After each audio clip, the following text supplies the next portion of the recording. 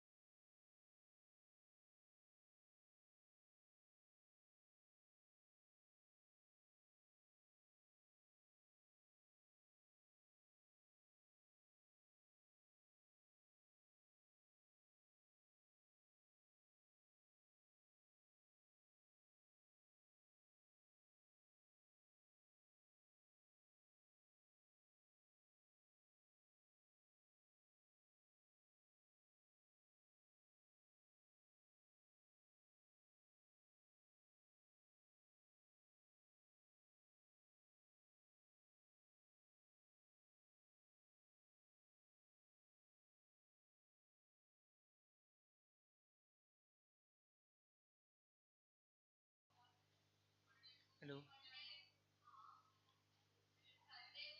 Hello.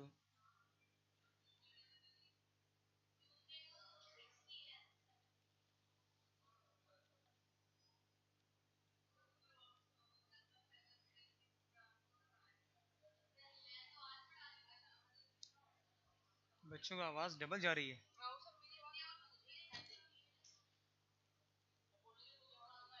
Hello.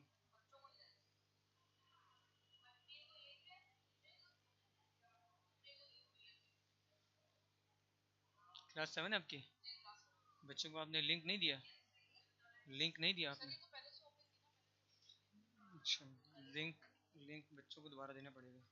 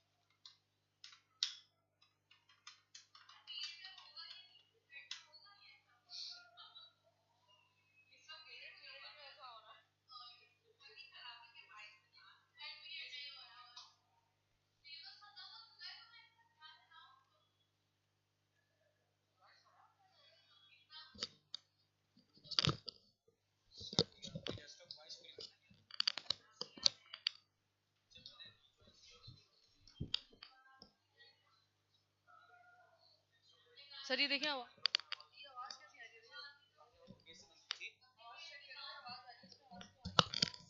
ये mute कर देना। ये यूट्यूब का प्रीव्यू ऑन।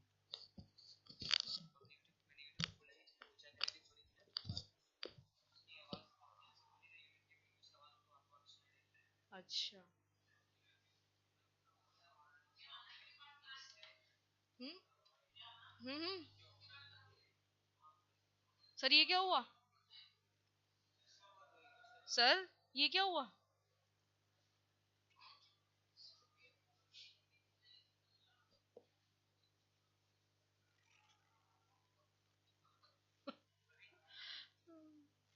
अब ऑन करना पड़ेगा। हम्म।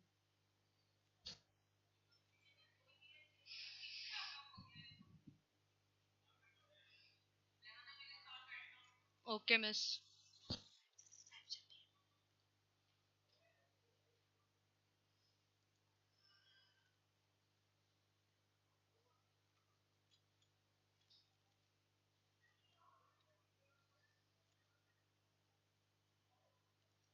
बेटा can you hear me? Yes, reply me in chat. Yes बेटा, reply me in chat. Can you hear me? Yes, आवाज आ रही है आप लोगों को बेटा?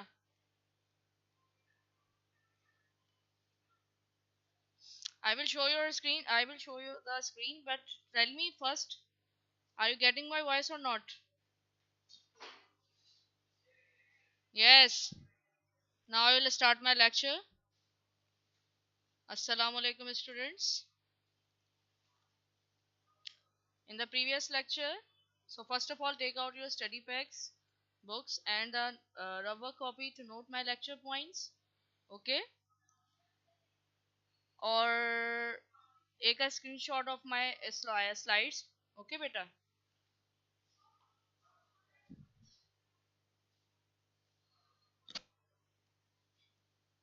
Okay. In the previous lecture we have discussed about the lakes, glaciers. Okay beta?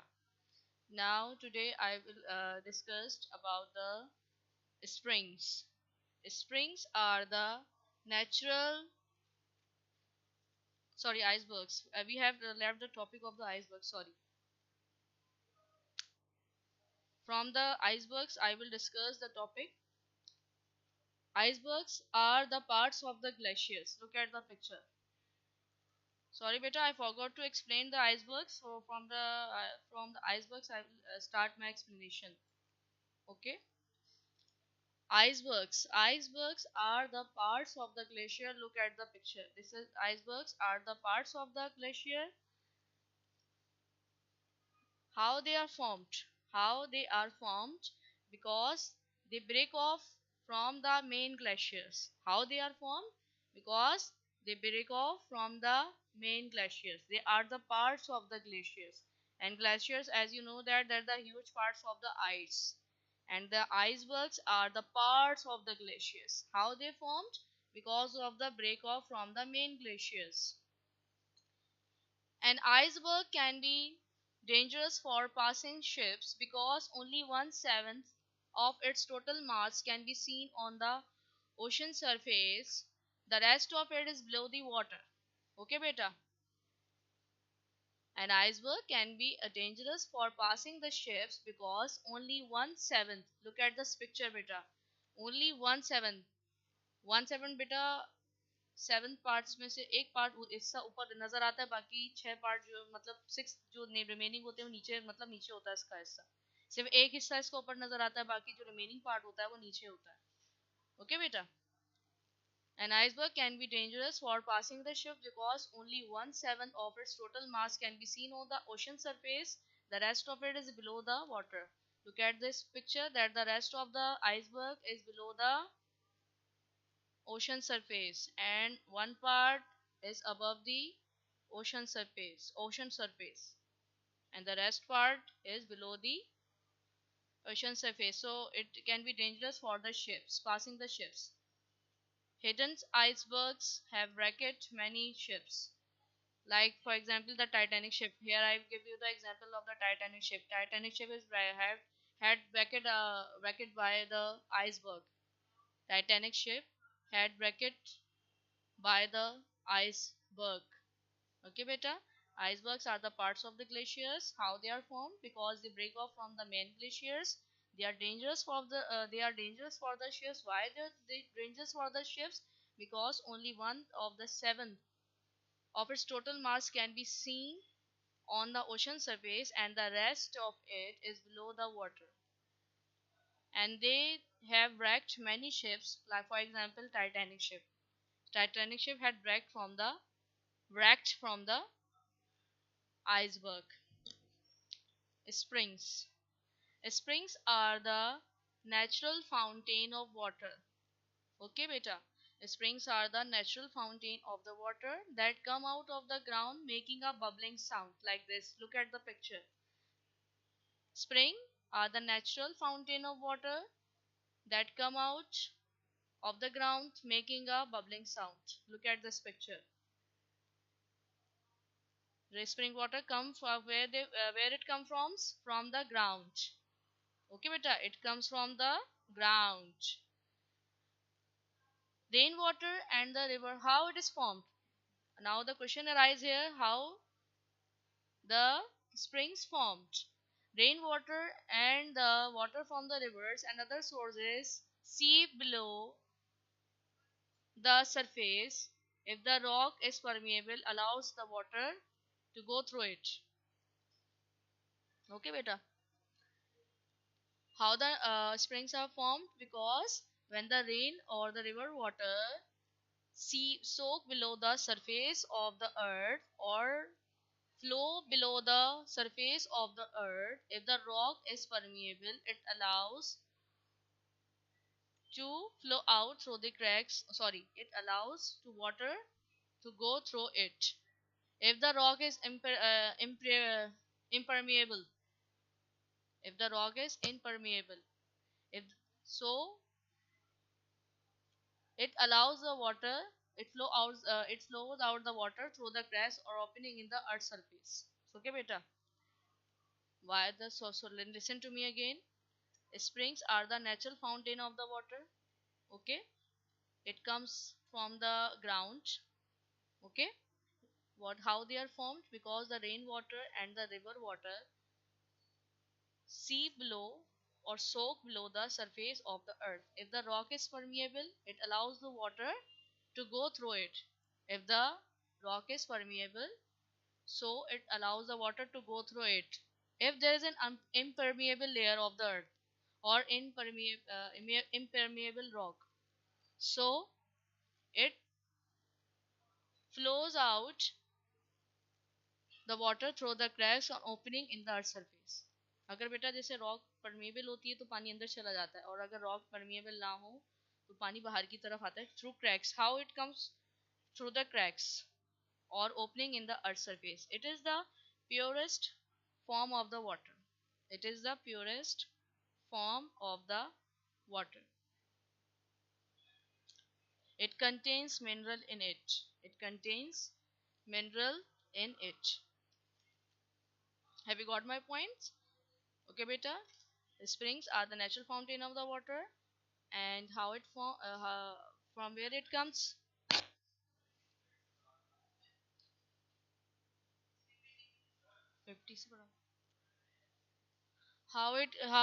Sorry, it comes from the under sorry it comes from the ground. And how it is formed? Because when the river water and the rainwater soak below the surface of the earth, if the layer of the earth is permeable, so it allows the water to flow through it. If there is an impermeable layer of the earth, so it flows out the water through the cracks and opening in the earth surface. It is the purest form of the water. Okay, beta. It contains mineral in it. It is the purest form of the water. It contains mineral in it. And mineral water or bottled water usually collect from the mountain springs near a river course. Okay, beta. Mineral or bottled water is usually collected from mountain springs near a river course. It located near the river. Springs are usually located near the sorry mineral water or bottled water usually collect from the springs. Okay, beta. Usually collect from the springs near the river course. Okay, have you got my point? There are two types of springs. There are two types of springs. Hot spring water.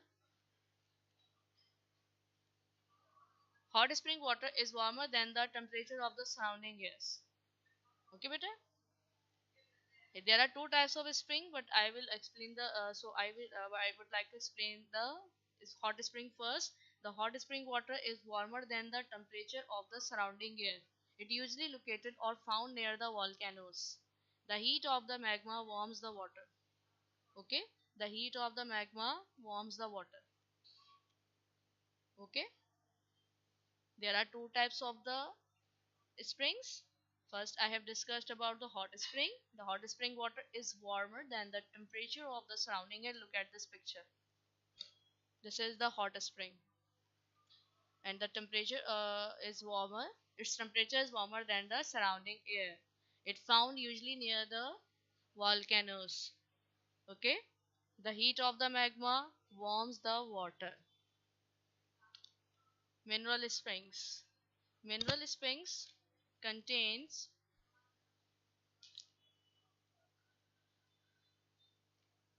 mineral in it. Okay, beta. Mineral springs contains mineral in it. Why it contains minerals? Because it passes through the different layers of the rock. Why it contains mineral in it? Because it passes through the different layers of the rock. It absorbs the different minerals from it. Okay, beta.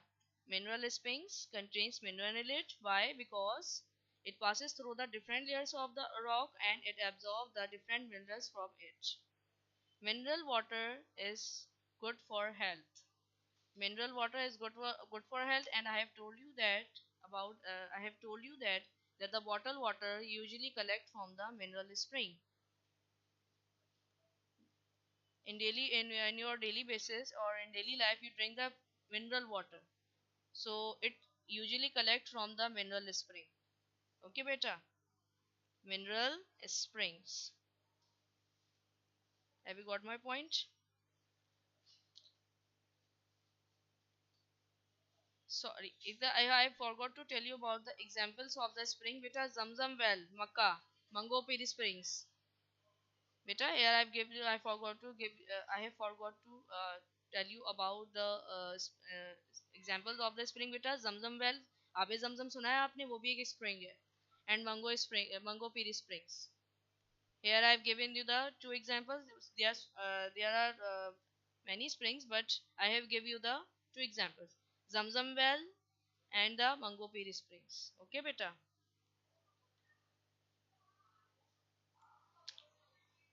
Have you got my point? Springs are the natural fountains of the water, and they comes from the underground of the water. Rainwater and the river water, how it's formed. When the rainwater and the river water soak below the surface, means it flow below the surface. If the rock is permeable, if the layer is permeable, if the layer of the earth is permeable, it allows the water to pass through it. If the layer of the earth is impermeable, so it flows out the water through the cracks or opening in the earth's surface. It is the purest form of the water. It contains mineral in it, and mineral water or bottled water usually collect from the spring. Okay, found near the river course. The example of the springs are Zamzam well, means which is located in Makkah, and Mango Piri Springs. I will explain the Mango Piri Springs in my lecture. There are two types of the spring. Hot spring. Hot spring is warmer than the temperature of the surrounding air. It is usually found near the volcanoes. The heat of the magma, means lava, आप समझ ले बेटा, warms the water. Okay, this is the beta is a picture of the hot spring. Mineral spring. Mineral springs contains mineral in it. Why it contains the minerals in it? Because it passes through the different layers of the rock. It is good for the health, and water or mineral water usually collect from the mineral springs. Mango Piri Springs. Mango Piri Springs, beta. I have given you the examples in the spring that springs are also present. Mango Piri Springs are present in Karachi. Okay, beta. They are hot spring water. They are hot spring water. It is famous for the healing effects. Mango Piri Springs are the hot springs, and they are located in the Karachi. It is famous for its healing effects. इलाज के लिए मतलब इलाज किया जाता है इससे, ठीक है? Because this water contains sulfur, which is excellent natural treatment of the skin disease. It contains sulfur in it, which is helpful in the treatment of the skin disease. It contains sulfur. Look at the picture, beta. This is the Mango Piri Springs. Beta, this is the Mango Piri Springs. These springs are the hottest springs. It is located in the Karachi. It is famous for healing effects. It contains sulfur in it, which is helpful in the treatment of the skin disease. But this water is unsuitable for drinking purpose.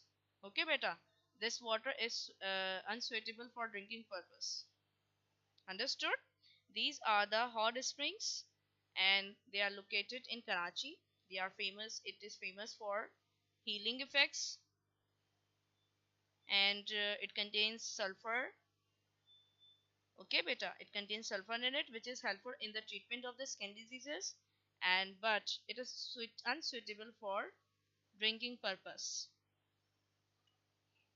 Have you got my point, students? Yes. Have you listened my lecture or not? Have you listened my lecture? Yes.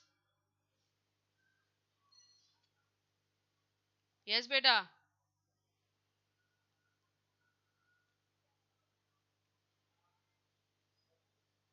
Yes, beta. Amaze gamer, miss को computer चलाना नहीं आता. Yes. Yes, beta. Have you got my point or not? Beta, I have explained you about the springs and the icebergs.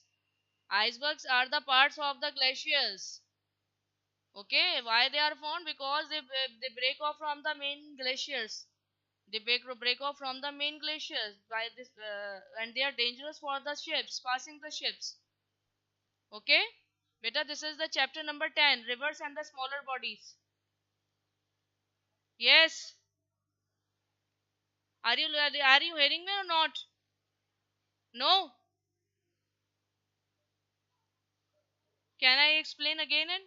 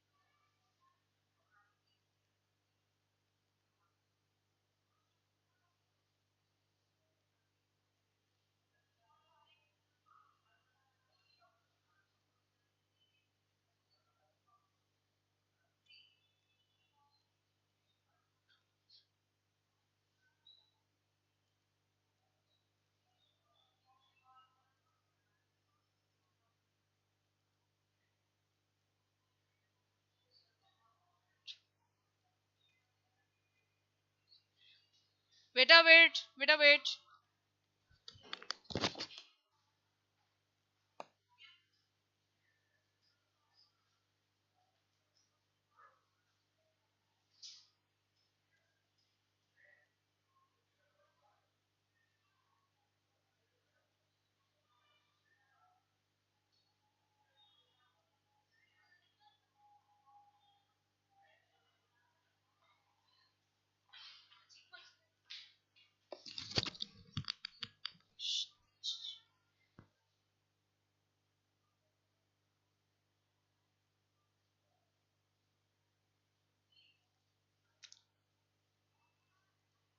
Beta, I will explain it again in my next lecture.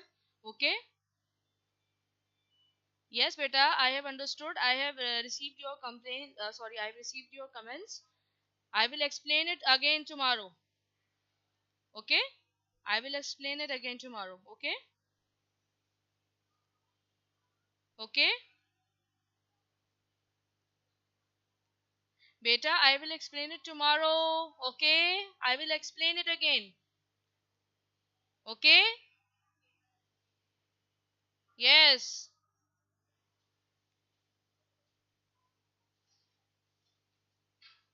Yes, Muhammad Mahaz Abbas. Unlike it.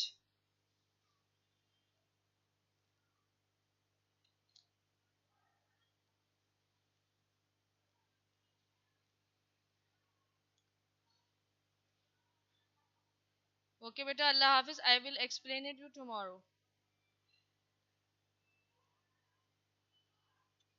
Okay? Don't be worried about that. I will explain it again. Miss, beta, homework. How can I give you the homework? So I will give you the homework tomorrow, inshallah, on Monday. Okay? Allah Hafiz.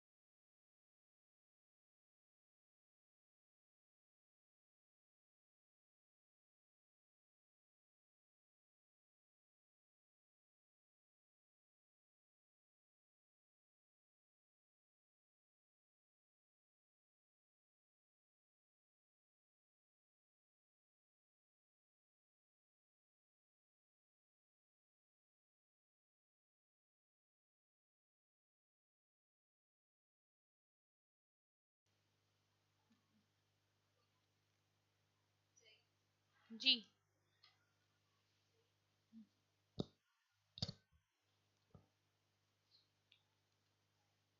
ٹھیک ہے.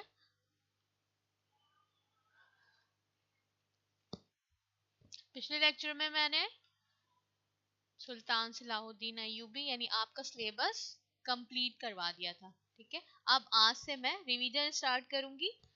تو سب سے پہلے chapter number 1 یعنی سبق number 1 ہے غزوہ حنین. غزوہ حنین یہ اسٹارٹ کروں گی کیونکہ تمام چیپٹر میں آپ کو سمجھا بھی چکی اور آپ کو کام بھی کروا چکی, کمپلیٹ کروا چکی. تو اس لیے میں دوبارہ ریویژن پر آ گئی. اور غزوہ حنین آج ہمارا جو سبق ہے وہ ہے غزوہ حنین. ٹھیک ہے, تو اسلام کی تعلیمات اور اللہ کے پیغام پھیلانے کے لیے حضور اکرم صلی اللہ علیہ وسلم اور ان کے جانثار ساتھیوں صحابہ کرام نے آپ کو پتہ ہے دن رات کوششیں کی. تو ان تعلیمات سے, اسی طرح ان تعلیمات سے انکار کرنے اور اس میں رکاوٹ ڈالنے والوں سے جہاد بھی کیا. ٹھیک ہے نا. تو غزوہ حنین بھی انہی غزوات میں شامل ہے. غزوہ تو آپ کو پتہ ہے نا کس جنگ کو کہتے ہیں. غزوہ جس جنگ میں نبی صلی اللہ علیہ وسلم نے شرکت فرمائی اس جنگ کو غزوہ کہتے ہیں. ٹھیک ہے, تو یہ ہے غزوہ حنین. اور یہ جنگ سن 8 ہجری میں ہوئی. ٹھیک ہے, اور اب کس طرح ہوئی اس کا پس منظر یہ میں آپ کو بتاتی ہوں. پس منظر اور واقعات. حنین یعنی مکہ مکرمہ اور طائف کے درمیان ایک وادی ہے جس کا نام ہے حنین. کیونکہ یہ جنگ وہاں لڑی گئی اس لیے اس نام سے ہے غزوہ حنین. مکہ مکرمہ اور طائف کے درمیان ایک وادی ہے جس کا نام ہے حنین. یہاں یہودیوں کے دو مشہور قبیلے بنو حوازن اور بنو ثقیف آباد تھے. ٹھیک ہے نا. یہ قبیلے انتہائی بہادر تھے اور عربوں کے رواج کے مطابق جنگوں میں مہارت رکھتے تھے. یعنی عربوں کا رواج ہے نا کہ وہ سپاہگری میں مہارت حاصل کرتے. تو اسی طرح یہ بھی جو قبائل تھے یہ جنگوں میں مہارت رکھتے تھے. انہیں اپنی اس خوبی پر بہت غرور بھی تھا. ٹھیک ہے, ایک تو مہارت بھی رکھتے تھے اور اپنی خوبی پر غرور بھی کرتے تھے. تو عرب کے جو دوسرے قبائل ہیں انہی کی طرح یہ قبیلے, کون سے قبیلے؟ بنو حوازن اور بنو ثقیف. یہ بھی اسلام اور مسلمانوں کو جو حاصل ہو گیا تھا عروج اس سے خوش نہیں تھے اور اسلام کو پھیلنے سے روک دینا چاہتے تھے کہ اسلام نہ پھیلے. کیونکہ فتح مکہ کے موقع پر جب نبی صلی اللہ علیہ وسلم نے تمام لوگوں کو معاف کر دیا تھا تو کیا ہوا تھا, حضور صلی اللہ علیہ وسلم کے حسن سلوک سے لوگ جوک در جوک اسلام لانے لگے تھے, اسلام میں داخل ہونے لگے تھے. ٹھیک ہے, تو یہ بات تو ظاہر ہے غیر مسلم کو ناپسند ہے نا. تو اسی طرح یہ بات ان یہودیوں کو بھی ناپسند تھی کہ اسلام کو عروج مل رہا ہے, اسلام پھیل رہا ہے. تو ظاہر ہے وہ یہ جانتے تھے کہ اگر اسلام پھیل گیا, حق چھا گیا تو پھر کیا ہو جائے گا, باطل مٹ جائے گا, ان کا زور ختم ہو جائے گا. تو اس لیے انہوں نے جب یہ دیکھا کہ مکہ فتح ہو گیا ان سے یہ بات برداشت نہیں ہوئی اور انہوں نے مسلمانوں کے ساتھ جنگ کرنے کا فیصلہ کیا. آواز نہیں آ رہی؟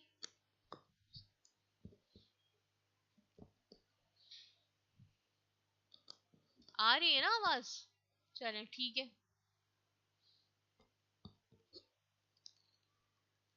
جی میں آپ کو بتا رہی تھی کہ حنین میں یہودیوں کے دو بہت مضبوط قبائل تھے, بنو حوازن اور بنو ثقیف. ٹھیک ہے, یہ تو آپ نے پڑھا ہوا ہے, اس کو دوبارہ سے सुन लीजिए, आपकी अच्छी तरह समझ आ जाएगा। तो वो मुसलमानों की बढ़ती हुई ताकत को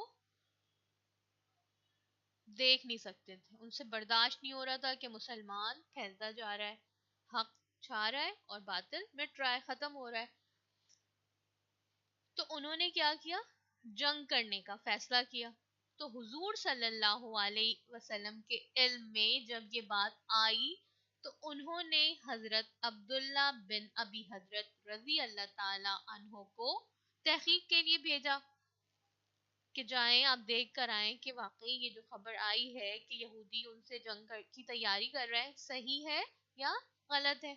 तो उन्होंने मशहूर सहाबी हैं हजरत अब्दुल्ला बिन अबी हजरत, उनको भेजा कि आप जाएं और तहकीक करके आएं कि ये बात सही है या गलत। ठीक है, वो गए और फिर जब उन्होंने आके बताया कि ये खबर सच है, तो जब इस बारे में तस्दीक हो गई तो आप सल्लल्लाहु अलैहि वसल्लम ने इनके खिलाफ जंग का इरादा किया और मुसलमानों के 12,000 लश्कर के साथ यानी तैयारी के बाद फिर रवाना हुए। इसमें से 10,000 तो वही लोग थे जो फतेह मक्का के मौके पर थे आप सल्लल्लाहु अलैहि वसल्लम के साथ, ठीक है, और 2,000 नौ मुस्लिम थे, यानी जो मक्का फतह होने के बाद मुसलमान हुए थे। ठीक है, तो इस तरह इनकी तादाद थी 12,000। ठीक है, 12,000। मक्का फतह भी सन 8 हिजरी में ही हुआ था और ये भी वाकया, ये जंग जो हुई वो सन 8 हिजरी में हुई। तो मतलब थोड़े ही दिनों में 2,000 और मुसलमान शामिल हो गए थे। तो इस तरह 12,000 का लश्कर जो है वो रवाना हुआ। कबीले बनु हवाजिन और बनु सकीफ, हुनैन के करीब एक वादी है जिसका नाम है वादिये औतास। ठीक है, हुनैन के करीब ही एक वादी है, उसका नाम है वादिये औतास। ये वहां जमा थे, यानी ये यहूदियों का जो लश्कर था दोनों कबाइल का, ये वहां जमा था। ये पहला मौका था, यानी जब इस्लाम, जब से नबी सल्लल्लाहु अलैहि वसल्लम को नबूवत मिली, ठीक है ना, 40 साल की उम्र में आपको नबूवत मिली, उसके बाद से ये पहला मौका था। जितनी जंगे यानी जंगे बदर, फतह मक्का और जंगे ओहद, ये सारी जंगें जो हुई थी, इसके बाद जब ये जंग हुई गज़वा हुनैन, तो ये पहला मौका था कि इसमें मुसलमानों की इतनी बड़ी तादाद जो है वो शामिल थी। गज़वा बदर में आपको याद है मुसलमानों की तादाद कितनी थी? 313। ठीक है ना, उस वक्त मुसलमान की तादाद थी 313, सिर्फ 313, और कुफार की तादाद थी 1,000। ठीक है, कुफार की तादाद थी 1,000 और मुसलमानों की तादाद थी 313। तो ये तादाद बढ़ती गई और अब सन 8 हिजरी में गज़वा हुनैन के मौके पर इनकी तादाद हो गई 12,000। ठीक है, तो ये ऐसा मौका था कि जब मुसलमानों की तादाद बहुत ज्यादा थी। तो इस बात को देखते हुए कुछ मुसलमान ये कहने लगे कि जब हम तादाद में कम थे तो अपने से कई गुना बड़े दुश्मन पर छाए रहे, गालिब रहे। ठीक है ना, तो जब मुसलमान ये सोचने लगे कि जब हम तादाद में कम होते थे, जब भी हम मुसलमान से कई गुना ज्यादा जो कुफार की तादाद है उनसे जंगे जीत गए, उन पर गालिब आ गए, ठीक है, उन पे छाए रहे, तो अब तो हमारी तादाद इससे कहीं ज्यादा है। ठीक है ना, यानी अब पहले इतनी कम तादाद थी, यानी आप 313 की मिसाल ले लें, जब भी जंग जीत गए, और अब तो हमारी तादाद है 12,000 और हमारे पास जंगी साजो सामान भी पहले से ज्यादा है। ठीक है ना, तादाद भी ज्यादा है और जंगी साजो सामान भी ज्यादा है, इसलिए अब हम दुश्मन को कामयाब नहीं होने देंगे। ठीक है, और यकीनन अब हम दुश्मन पर फतह पा लेंगे। यानी कुछ मुसलमान ये सोच रहे थे कि अब हम दुश्मन को कामयाब नहीं होने देंगे, जाहिर है हमारी तादाद इतनी ज्यादा है, تو یقیناً ہم دشمن پر غالب آ جائیں گے اور فتح ہمیں حاصل ہو جائے گی. ٹھیک ہے نا. تو یہ بات کیا آپ کو پتا ہے نا کہ یہ بات اللہ کو پسند ہے نہیں, کیونکہ تعداد نہیں, اصل تو کیا ہے, اللہ تعالیٰ پہ بھروسہ ہے. ٹھیک ہے نا. تعداد سے نہیں ہوتا. کس بات سے ہے کہ ہماری تعداد کم ہو لیکن ہمارا اللہ پہ بھروسہ زیادہ ہو. ٹھیک ہے نا. اصل بات تو یہ ہے نا کہ تعداد جتنی بھی ہو لیکن اگر ہم اللہ پہ بھروسہ زیادہ کریں گے تو یہ زیادہ بہتر ہے ہمارے لیے. تو اللہ تعالیٰ کو بھی یہ یہاں پر یہ مسلمانوں کے الفاظ پسند نہیں آئے, کیونکہ ان کے جو یہ الفاظ تھے یہ اللہ پر بھروسے اور اس کی مدد پر یقین ہونے کے بجائے اپنی تعداد پہ غرور کا اظہار ہو رہا تھا. ٹھیک ہے نا. ان کو اپنی تعداد پہ غرور ہو رہا تھا نا, تو یہ تو بھروسے کے خلاف ہے, اعتماد کے خلاف ہے کہ اپنی تعداد پہ غرور کیا جائے. اور اللہ تعالیٰ کو غرور بھی ناپسند ہے. ٹھیک ہے نا. آپ کو پتا ہے نا کہ غرور کرنے والوں کو اللہ پسند نہیں فرماتا. تو یہاں پر بھی تو یہ غرور کر رہے تھے کہ ہم اتنے زیادہ ہیں, ہماری تعداد اتنی زیادہ ہے. تو اس وجہ سے مسلمان اس جنگ میں اللہ تعالیٰ کی مدد سے کچھ دیر کے لیے محروم ہو گئے. یعنی اللہ تعالیٰ کو یہ بات ناپسند آئی. تو اللہ تعالیٰ قرآن مجید میں فرماتا ہے سورہ التوبہ آیت نمبر 25 اور 26 یعنی 25 اور 26 میں اللہ تعالیٰ فرماتا ہے, جس کا ترجمہ یہ ہے کہ اللہ تعالیٰ نے بہت سے موقعوں پر تم کو مدد دی ہے اور حنین کے دن جب تم کو اپنی کثرت پہ غرور تھا تو تمہارے کچھ کام نہ آئی. سن رہے ہیں نا میری بات.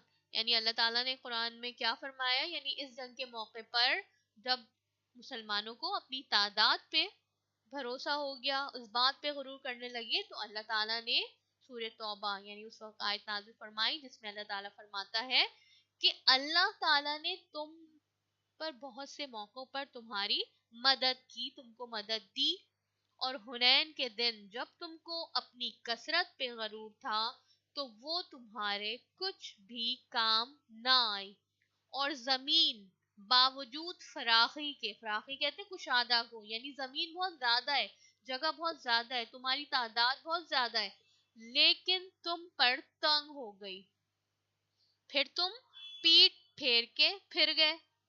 پھر اللہ تعالیٰ نے اپنے پیغمبر پر اور مومنوں پر اپنی طرف سے تسکین نازل فرمائی اور لشکر جو تمہیں نظر نہیں آئے تھے اتارے اور کافروں کو عذاب دیا, اور کفر کرنے والوں کی یہی سزا ہے.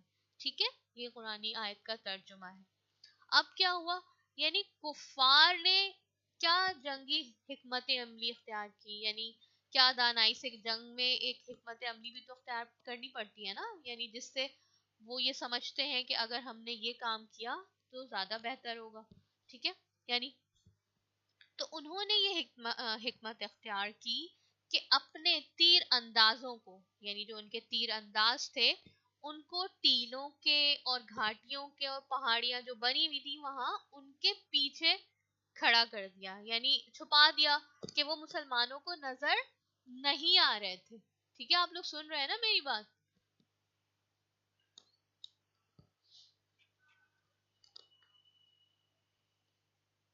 جی علینا فاروق, آواز نہیں آ رہی. حفصہ آواز آ رہی ہے آپ کو میری؟ حفصہ بلال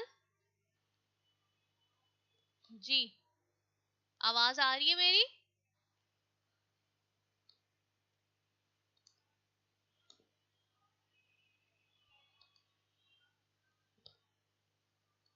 جی صحیح آواز آ رہی ہے. تو المینا آپ کو آواز جی. تو کفار نے یہ حکمت عملی اختیار کی کہ اپنے تیر اندازوں کو ٹیلوں کو اور گھاٹیوں اور جو پہاڑیاں ہوتی ہیں نا ان کے پیچھے چھپا دیا, کھڑا کر دیا, تاکہ وہ نظر نہیں آ رہے تھے, مسلمانوں کو نظر نہیں آ رہے تھے. اور پھر اس کے پیچھے سے انہوں نے اچانک حملہ کیا. یعنی انہیں نظر تو نہیں آ رہے تھے لیکن اچانک ہی وہاں سے تیروں کی بارش کی. تو آگے جو کھڑے ہوئے تھے نو مسلم، یعنی انہوں نے اس طرح سے کھڑا کیا تھا، مسلمانوں نے ترتیب اس طرح سے رکھی تھی کہ آگے 9 مسلم کھڑے تھے اور ان کے پیچھے وہ لوگ جو کچھ قبل پہلے ہی اسلام لا چکے تھے. تو پہلے جو 2000 تعداد میں نے بتائی نا 9 مسلم، تو وہ کھڑے ہوئے اور اس کے پیچھے دوسرے مسلمان کھڑے ہوئے. تو کیا ہوا، جب اچانک ہی ان پر تیر برسائے جانے لگے تو وہ گھبرا گئے اور پیچھے بھاگنے شروع ہو گئے. اس موقع پر حضور صلی اللہ علیہ وسلم اور ان کے جانثار صحابہ اپنی جگہ پر ہی کھڑے رہے، لیکن یہ جو آگے سے 9 مسلم تھے نا، یہ پیچھے کی طرف بھاگنا شروع ہو گئے. یعنی اچانک جب ان پہ، جنہوں نے سوچا بھی نہیں تھا کہ یہاں سے تیر آنے شروع ہو جائیں گے، اور جب تیر برسنے شروع ہو گئے تو وہ اپنی جگہ سے بھاگنے لگے. لیکن اس موقع پر بھی نبی صلی اللہ علیہ وسلم اور ان کے جانثار صحابی جو تھے، صحابہ کرام، وہ اپنی جگہ پر کھڑے رہے. تو حضور صلی اللہ علیہ وسلم نے حضرت عباس رضی اللہ تعالیٰ عنہ سے فرمایا کہ وہ مسلمانوں کو آوازیں دیں، یعنی آواز دیں کہ وہ واپس آ جائیں، کیونکہ وہ بھاگ رہے تھے. تو انہوں نے، حضور صلی اللہ علیہ وسلم نے حضرت عباس رضی اللہ تعالیٰ عنہ سے فرمایا کہ ان لوگوں کو آواز دیں، یعنی جو بھاگ رہے. تو انہوں نے آواز دی اور آواز سننے کے بعد سب واپس آ گئے اور پھر اپنی جگہوں پر کھڑے ہو گئے. ٹھیک ہے نا، یعنی پہلے تو بھاگ رہے تھے لیکن جب انہیں دوبارہ آواز دی گئی تو وہ واپس آ گئے اور اپنی جگہ پر کھڑے ہو گئے. نبی صلی اللہ علیہ وسلم نے اس موقع پر فرمایا کہ انا نبی لا کذب، میں نبی ہوں اور یہ جھوٹ نہیں. اور پھر فرمایا کہ انا ابن عبد المطلب، میں عبد المطلب کا بیٹا ہوں. پھر کیا ہوا، مسلمان سب واپس آ گئے اور سنبھل گئے. ٹھیک ہے نا، اور خود کو منظم کیا. یعنی نتیجہ پھر کیا ہوا اس بات کا کہ وہ سنبھل گئے. تو اس موقع پر آپ صلی اللہ علیہ وسلم خود بھی مسلمانوں کو متحد کرنے کی کوشش کرتے رہے اور ان سے خطاب کرتے رہے.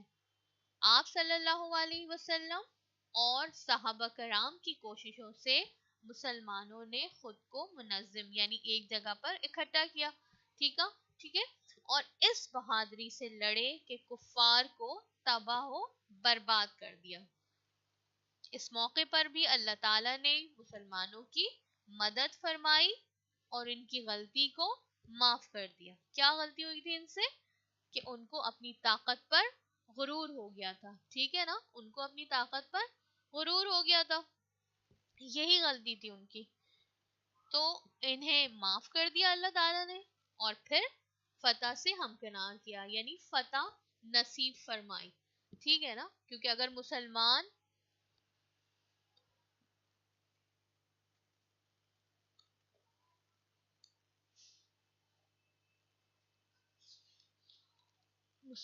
یہ جنگ جیت گئے.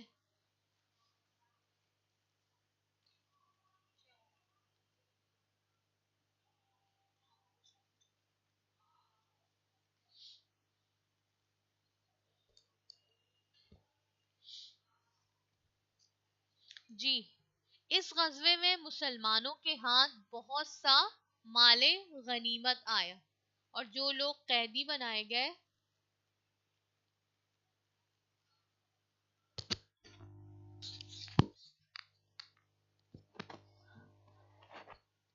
جی، معاذ، احمد، حفصہ، بلال، دانیال، نور، یہ آپ لوگ یہ کمنٹس کیا کر رہے ہیں؟ اب میرا لیکچر سنیں. آپ یہاں اسی لیے آئے نا، اسی لیے بیٹھے ہیں نا. بلال، احمد، دانیال،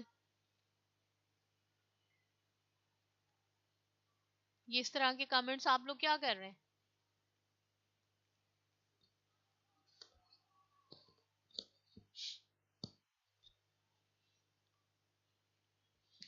اس غزوے میں مسلمانوں کے ہاتھ بہت سا مال غنیمت آیا تھا. جو لوگ قیدی بنائے گئے، پھر جو قیدی بنے تھے ان میں قبیلہ بنو حوازن اور بنو ثقیف، دونوں قبائل کے لوگ موجود تھے نا. تو قبیلہ بنو حوازن کی درخواست پر انہوں نے نبی صلی اللہ علیہ وسلم سے یہ درخواست کی کہ انہیں رہا کر دیا جائے. ٹھیک ہے، تو نبی صلی اللہ علیہ وسلم نے قبیلہ بنو حوازن کی درخواست پر نبی صلی اللہ اپنے حصے کے جو قیدی تھے وہ نبی صلی اللہ علیہ وسلم نے ان کو آزاد کر دیا. تو نبی صلی اللہ علیہ وسلم کو دیکھتے ہوئے صحابہ کرام نے بھی اپنے حصے کے قیدیوں کو آزاد کر دیا. ٹھیک ہے، تو مسلمانوں کے اس بلند اخلاق سے متاثر ہو کر کافی تعداد میں کفار مسلمان ہو گئے، اور اس طرح دین اسلام کو مزید عروج یعنی بلندی حاصل ہوئی، عروج حاصل ہوا. ٹھیک ہے نا، یعنی جب حضور صلی اللہ علیہ وسلم کا یہ حسن سلوک دیکھا کہ انہوں نے قیدیوں کو بھی آزاد کر دیا اور ان کے ساتھ ساتھ ان کے صحابہ کرام نے بھی کوئی ظلم و ستم نہیں کیا، انہیں معاف کر دیا اور آزاد بھی کر دیا. اس طرح وہ ایمان لے آئے، مسلمان ہو گئے، اور اس طرح سے مسلمانوں کی تعداد اور زیادہ ہو گئی. یعنی وہ پہلے 12,000 تھے نا، اب اور زیادہ ان کی تعداد ہو گئی. تو اس غزوے سے یعنی سبق سے، غزوہ حنین سے ہمیں کیا سبق ملتا ہے؟ اس سے ہمیں یہ سبق ملتا ہے کہ اپنے اوپر بھروسہ کرنا. ٹھیک ہے نا، اپنے اوپر بھروسہ کرنا اللہ تعالیٰ کو بالکل بھی پسند نہیں ہے. ٹھیک ہے نا، کیونکہ اللہ تعالیٰ کو اپنے اوپر بھروسہ کرنا یا اپنے اوپر غرور کرنا یہ بالکل بھی پسند نہیں ہے. مشکلات ہوں، اور دوسری بات کیا، کوئی بھی مشکل ہو، مصائب ہو، تکالیف ہو، تو ہم کیا کریں؟ صبر کریں، ثابت قدم رہیں، یعنی وہاں پر ڈٹے رہیں اس بات پر اگر ہم حق پر ہیں تو. ٹھیک ہے نا، مسلمانوں نے کیا کیا تھا؟ وہ حق پر تو تھے لیکن اپنی جگہ سے بھاگ گئے تھے. تو یہاں کیا سبق ہمیں ملتا ہے کہ ہم جو بھی ہم پر مشکلات آئیں، تکالیف آئیں، اگر ہم حق پر ہیں تو اپنی جگہ پر ڈٹے رہیں. ٹھیک ہے نا، صبر کریں، ثابت قدم رہیں. اور کیا ہے کہ اللہ کی مدد اور نصرت پر بھروسہ کرنا ہے اور اسی پر مکمل یقین کرنا ہے. ٹھیک ہے، ہمیشہ اللہ تعالیٰ کی مدد پر، نصرت پر بھروسہ کرنا ہے اور اسی پہ یقین رکھنا ہے کہ ہاں اللہ کی مدد آئے گی اور ہمیں کامیابی انشاءاللہ ملے گی. ٹھیک ہے، یعنی ہمیں اس جنگ میں تو یہ سبق ملتا ہے، لیکن ہماری زندگی کے لیے بھی یہ سبق ہے، یعنی جو ہماری عام زندگی ہے اس کے لیے بھی یہی سبق ہے کہ ہمیشہ اللہ پر بھروسہ کرنا ہے. کوئی بھی مشکل آئے، یہ تو جنگی مشکل کی بات تھی کہ جنگ میں مشکل پیش آئی، تیر اندازوں نے اچانک تیروں کی بارش کر دی، لیکن ہمیں اپنی زندگی میں یہ جو ڈیلی لائف ہے اس میں جو بھی مشکل مصائب آئیں تو اس پر اللہ تعالیٰ پر بھروسہ کرنا ہے. انشاءاللہ اللہ تعالیٰ پر بھروسہ کریں گے تو اللہ تعالیٰ ہماری مدد کے لیے مدد ضرور کریں گے. ٹھیک ہے نا، یہاں بھی اللہ تعالیٰ نے مدد فرمائی اور ہماری زندگی میں بھی ہر موقع پر جب ہمیں خدا نخواستہ کوئی مشکل پیش آئے گی تو اللہ ہی تعالیٰ ہماری مدد فرمائیں گے. ٹھیک ہے، یہ بات سمجھ آ گئی؟ اب آپ کو اس کی کوشچن آنسر ایک بار دوبارہ بتا دیتی ہوں. ٹھیک ہے، اگر کسی نے نہیں کیا کام تو وہ مکمل کر لیں. میں نے آپ کو نوٹ بھی کرنے کے لیے کہا تھا، وہ آپ نے کر لیا نا. 2 نوٹ تھے، ایک صلاح الدین ایوبی اور ایک میانہ روی. اسٹڈی پیک دیکھ لیجئے، پیج نمبر 2. ٹھیک ہے، پیج نمبر 2 پہ دیکھیے. کوشچن نمبر 1 ہے، حضور صلی اللہ علیہ وسلم کو جب جنگجو قبیلوں کی جنگی تیاریوں کا علم ہوا تو آپ صلی اللہ علیہ وسلم نے کس صحابی کو تحقیقات کے لیے بھیجا؟ ٹھیک ہے، یہ تو کام آپ کر چکے ہیں، وہ بھی چیک کر لیں جو کر چکے ہیں، اور جنہوں نے نہیں کیا وہ کر لیں کمپلیٹ. تو کس صحابی کو بھیجا تھا؟ حضرت عبداللہ بن ابی حضرت کو بھیجا تھا. ٹھیک ہے, آپ کو پورا آنسر لکھنا ہے. نمبر 2 ہے غزوہ حنین میں مسلمانوں کی تعداد کتنی تھی. ٹھیک ہے, یہ پیج نمبر 2 پہ ہے اسٹڈی پیک میں. تو کتنی تعداد تھی بتائیں جی. دانیال نور مجھے بتائیے آپ, غزوہ حنین میں مسلمانوں کی تعداد کتنی تھی؟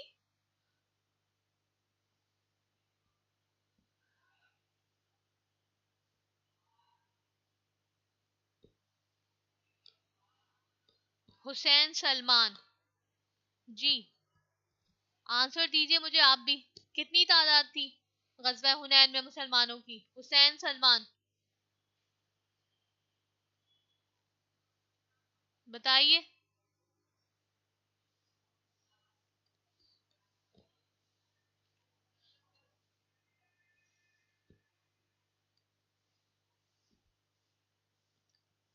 جی فضا رحمان ویری گڈ, 12,000 تعداد تھی. ٹھیک ہے, سوال نمبر 3, غزوہ حنین میں کچھ دیر کے لیے مسلمان اللہ تعالیٰ کی مدد اور نصرت سے محروم کیوں ہوئے تھے؟ کیوں ہوئے تھے آپ کو پتا ہے نا کیوں ہوئے تھے؟ اس لیے ہوئے تھے کہ وہ پہلا موقع تھا کہ ان کی اتنی بڑی تعداد جنگ میں, کسی جنگ میں شرکت کر رہی تھی, تو اس لیے انہیں اپنی تعداد پہ غرور ہو گیا تھا اور اللہ تعالیٰ کو یہ بات ناپسند تھی. تو اس لیے مسلمان کچھ دیر کے لیے اللہ تعالیٰ کی مدد سے محروم ہو گئے تھے. ٹھیک ہے نا, شاباش. اور نمبر 4, حضور صلی اللہ علیہ وسلم نے قبیلہ بنو حوازن کے قیدیوں کے ساتھ کیا سلوک کیا؟ جی کیا سلوک کیا تھا؟ یہ سلوک کیا تھا حضور صلی اللہ علیہ وسلم نے کہ انہیں آزاد کر دیا تھا, رہا کر دیا تھا, ان تمام کے تمام قیدیوں کو آزاد کر دیا تھا. ٹھیک ہے, نمبر 5 پر آئیے, غزوہ حنین سے ہمیں کیا پیغام ملتا ہے؟ کیا پیغام ملتا ہے؟ میں نے ابھی آپ کو بتایا. ٹھیک ہے, اس سے ہمیں یہ پیغام ملتا ہے کہ اپنے اوپر بھروسہ کرنا اللہ تعالیٰ کو بالکل بھی پسند نہیں. جی حمزہ زیدی آپ کچھ پوچھ رہے, پوچھئے.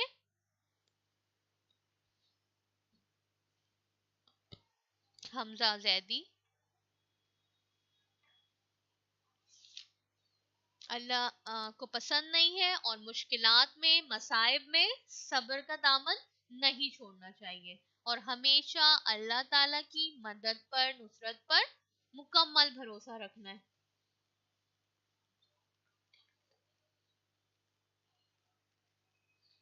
جی آزاد کر دیا تھا, صحیح ہے.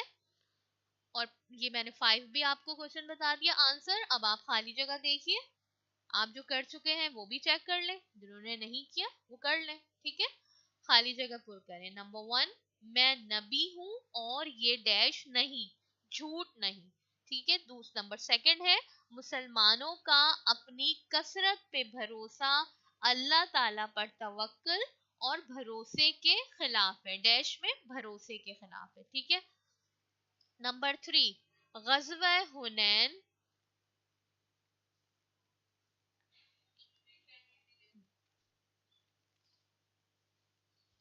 بک سے آپ کام کر سکتے ہیں نا, بک سے کام کر سکتے ہیں بالکل.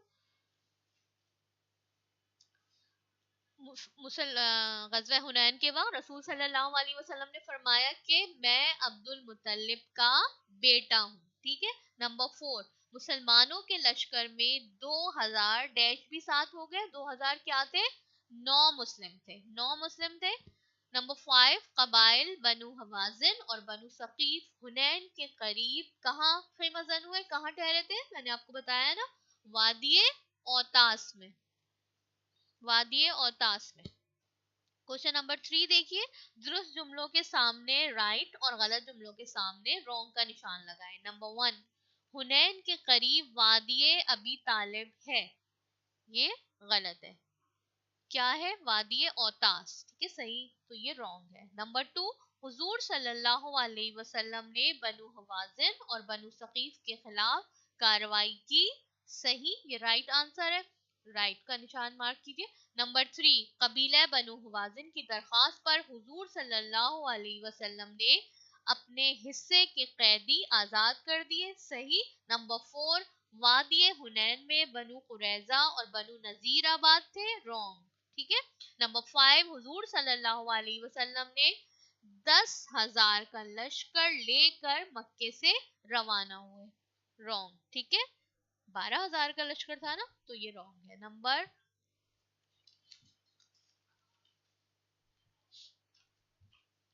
सवाल नंबर 4, दुरुस्त जवाब पर राइट का निशान लगाइए। हुनैन वाक़े है, कहाँ वाक़े है?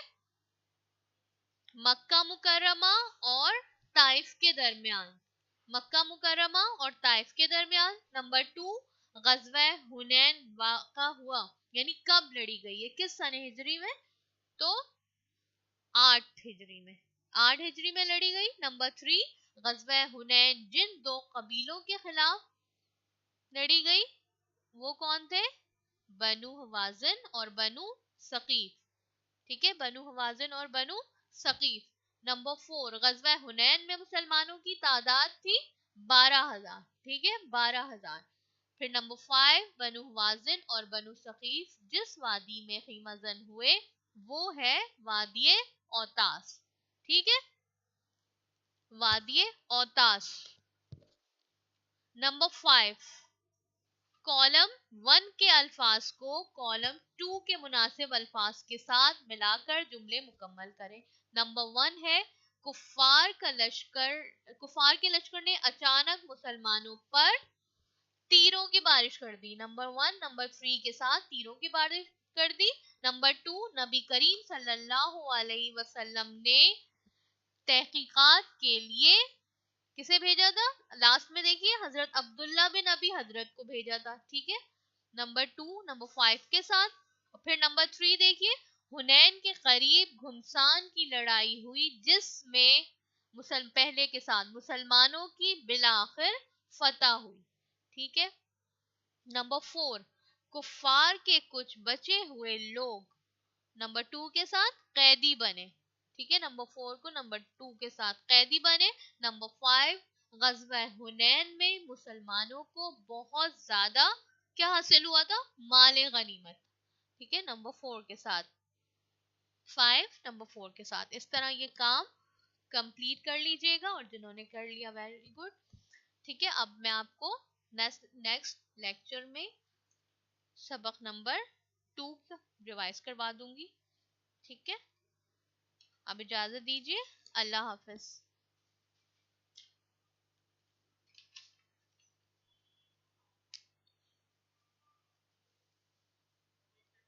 नहीं नहीं, इसमें तो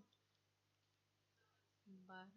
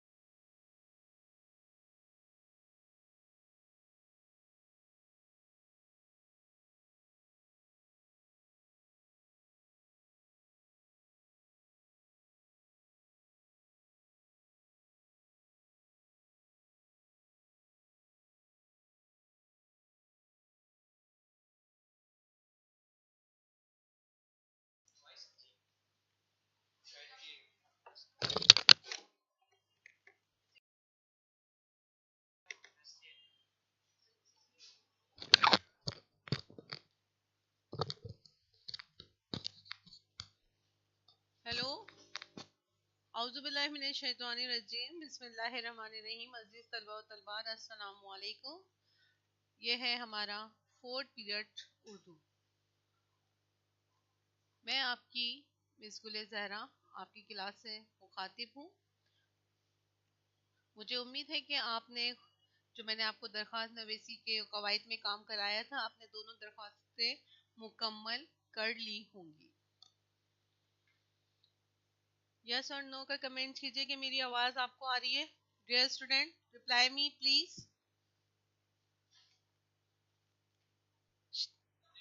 کمنٹس نہیں چل رہے نا۔ ریحانہ، ان کو پتا سر علی کو چیٹ نہیں چل رہی۔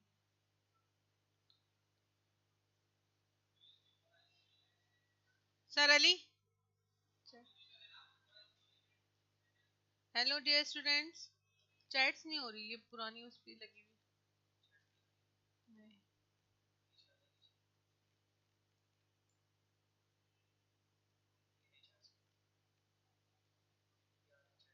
جی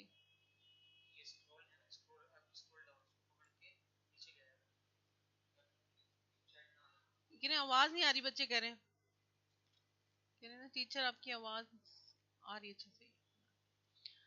تو آج ہمارا جو لیکچر ہے قواعد کا ہی لیکچر ہے۔ قواعد کے لیکچر میں ہم نے درخواست نویسی مکمل کر لی تھی۔ دونوں درخواستیں آپ کو کرائی گئی تھی، ایک ہم نے کلاس میں اور ایک ہوم ورک سے کرنے کے لیے دی تھی۔ امید ہے کہ آپ نے اس کام کو مکمل کر لیا ہوگا۔ آج ہمارا جو لیکچر نمبر 4 ہے وہ ہے خطوط نویسی۔ تو آج ہمیں خطوط کرنا ہے، نثر نگاری میں جو آج ہمیں کام ہے قواعد میں خطوط نویسی کے بارے میں آج ہمیں کام کرنا ہے، کیونکہ آپ کے اسٹڈی پیک میں 2 خطوط دیے گئے ہیں۔ خط کسی بھی شخص کے جذبات کے اظہار کا طریقہ ہے۔ خط کو نامہ اور مکتوب بھی کہتے ہیں۔ اس میں لکھنے والا کاتب یا مکتوب، اور جسے خط لکھا جا رہا ہو وہ اسے مکتوب علیہ کہتے ہیں۔ خط سے انسانی شخصیت کا اظہار ہوتا تھا۔ پہلے زمانے میں لوگ اپنی باتیں بتانے کے لیے پہلے کبوتر کے ذریعے پہنچائے جاتے تھے۔ جیسے جیسے زمانہ بدلتا گیا ہے تو یہ خط کا ذریعہ تھا۔ خط کے ذریعے ایک دوسرے کی حال خیریت دریافت کیا کرتے تھے۔ تو خط کی جو ہے بچوں مختلف اقسام ہیں، خط کے اجزاء ہیں، اور خط کا ایک ماڈل طریقہ میں آپ کو یہاں پر سمجھاؤں گی کہ کس طریقے سے خط کو لکھا جاتا ہے۔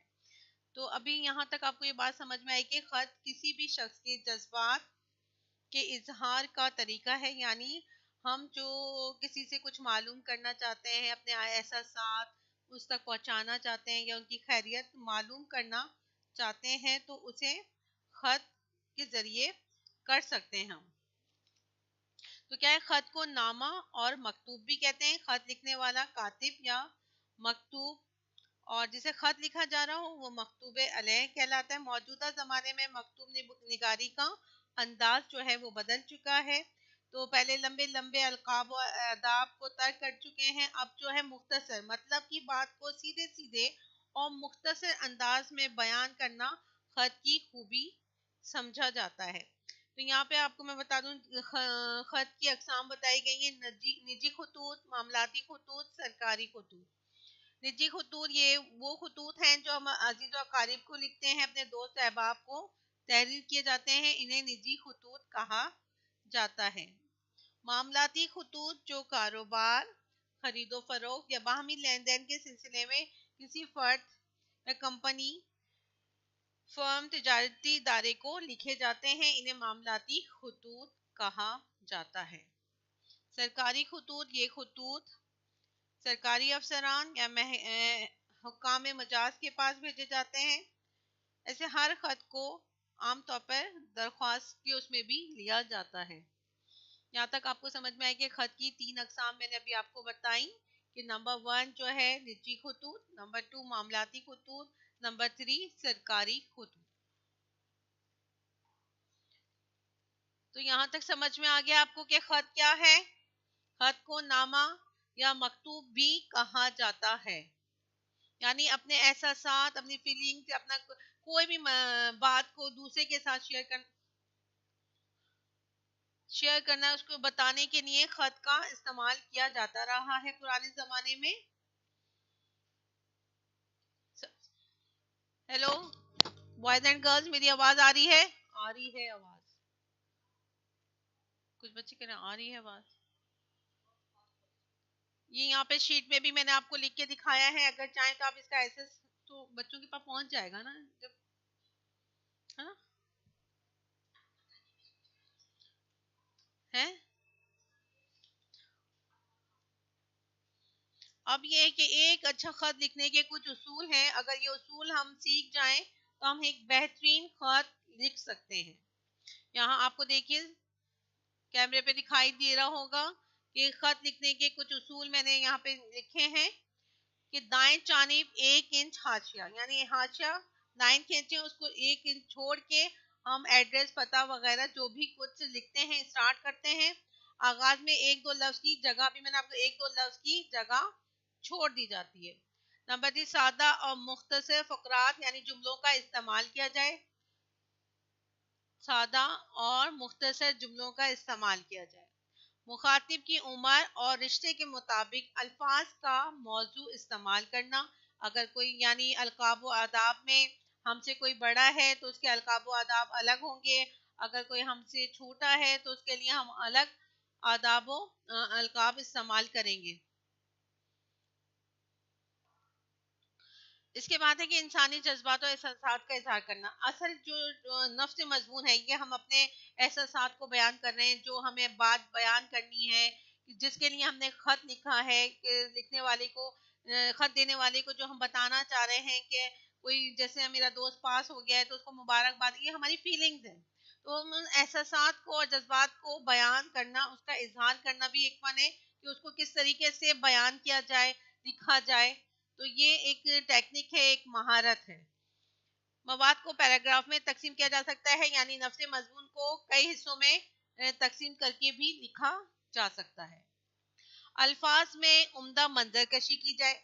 اب جیسے اگر کوئی چھوٹی بہن کے نام خط لکھ رہا ہے کہ ہمارے، اگر بڑی بہن کو اپنے خط لکھا جا رہا ہے، اس کو بتایا جا رہا ہے کہ ہمارے اسکول میں عید ملن جلسہ عید میلاد النبی ہوا، تو اس کو پوری اس طریقے سے بیان کیا جائے کہ اس کی عمدہ منظر کشی ہو سکے، یعنی پڑھنے والے کے سامنے وہ نقشہ منظر سامنے آنے لگے. تو الفاظ کی مہارت ہوتی ہے بچوں، جو الفاظ میں یعنی ہم جملوں کو اس طریقے سے لکھیں کہ اس کو پڑھنے والے کو کیا ہے کہ اس چیز کا منظر سامنے دکھائی دینے لگے. خیریت و دریافت آگاہ، یعنی سب سے پہلے تو کیا کرنا ہی یہی ہوتا ہے کہ سب سے پہلے ہم کہ میں یہاں خیریت سے ہوں، اور پھر اس کی خیریت دریافت کرتے ہیں کہ امید ہے کہ آپ بھی خیریت سے ہوں گے. 1.5 تا 2 صفحات کا مواد کافی ہوتا ہے. الفاظ کا بہترین انتخاب کرنا بہت ضروری ہے. یا ان سے کہنا کہ میری آواز صحیح نہیں آ رہی بچوں تک، بچوں میری آواز نہیں آ رہی اب تک. دیکھو بچے کہہ رہے ہیں آواز نہیں آ رہی، سب یہ کمنٹس کر رہے ہیں.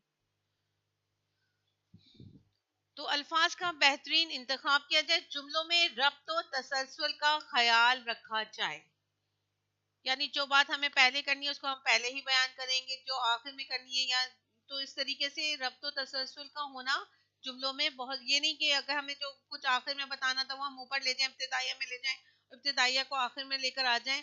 ایسا نہیں، تسلسل کے ساتھ اپنے خط کو آگے بڑھائیے.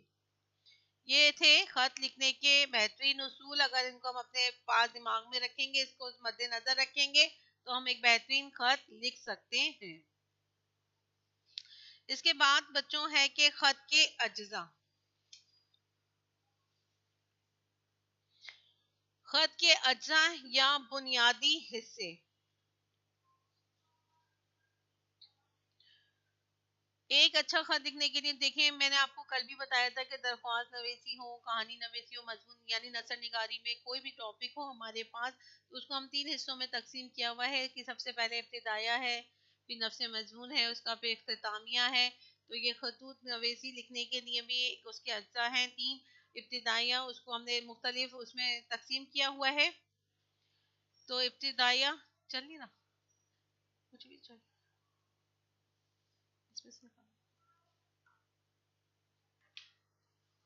یہ رکھیے اس میں.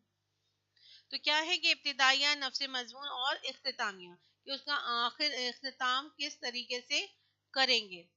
تو ابتدائیہ میں کیا چیز ہمیں لکھنی ہے؟ سب سے پہلے وہ مقام اور تاریخ لکھنی ہے کہ کہاں سے خط لکھا جا رہا ہے، خط تحریر کرنے والے کے پتہ، خط لکھنے کی جس دن خط لکھا جا رہا ہے اس تاریخ کو مینشن کرنا ہے. اس کے بعد ہے ابتدائیہ میں ہی یہ ہے اس کا سیکنڈ پوائنٹ، دیکھیے القاب و آداب مرتبے کے مطابق. یہاں تک سمجھ میں آ گیا آپ کو ابتدائیہ؟ بچے کمنٹس کہہ رہے ہیں کہ آواز نہیں آ رہی، بالکل آواز نہیں آ رہی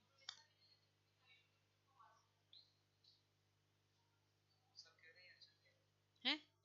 چلیں اکثر یہ کمنٹس آ رہے ہیں کہ ان میں سے آواز نہیں آ رہی، آواز نہیں آ رہی.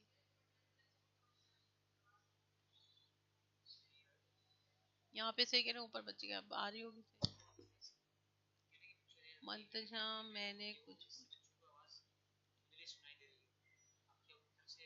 ہیلو بچوں، ڈیئر اسٹوڈینٹس، میری آواز آپ کو بالکل ٹھیک آ رہی ہے؟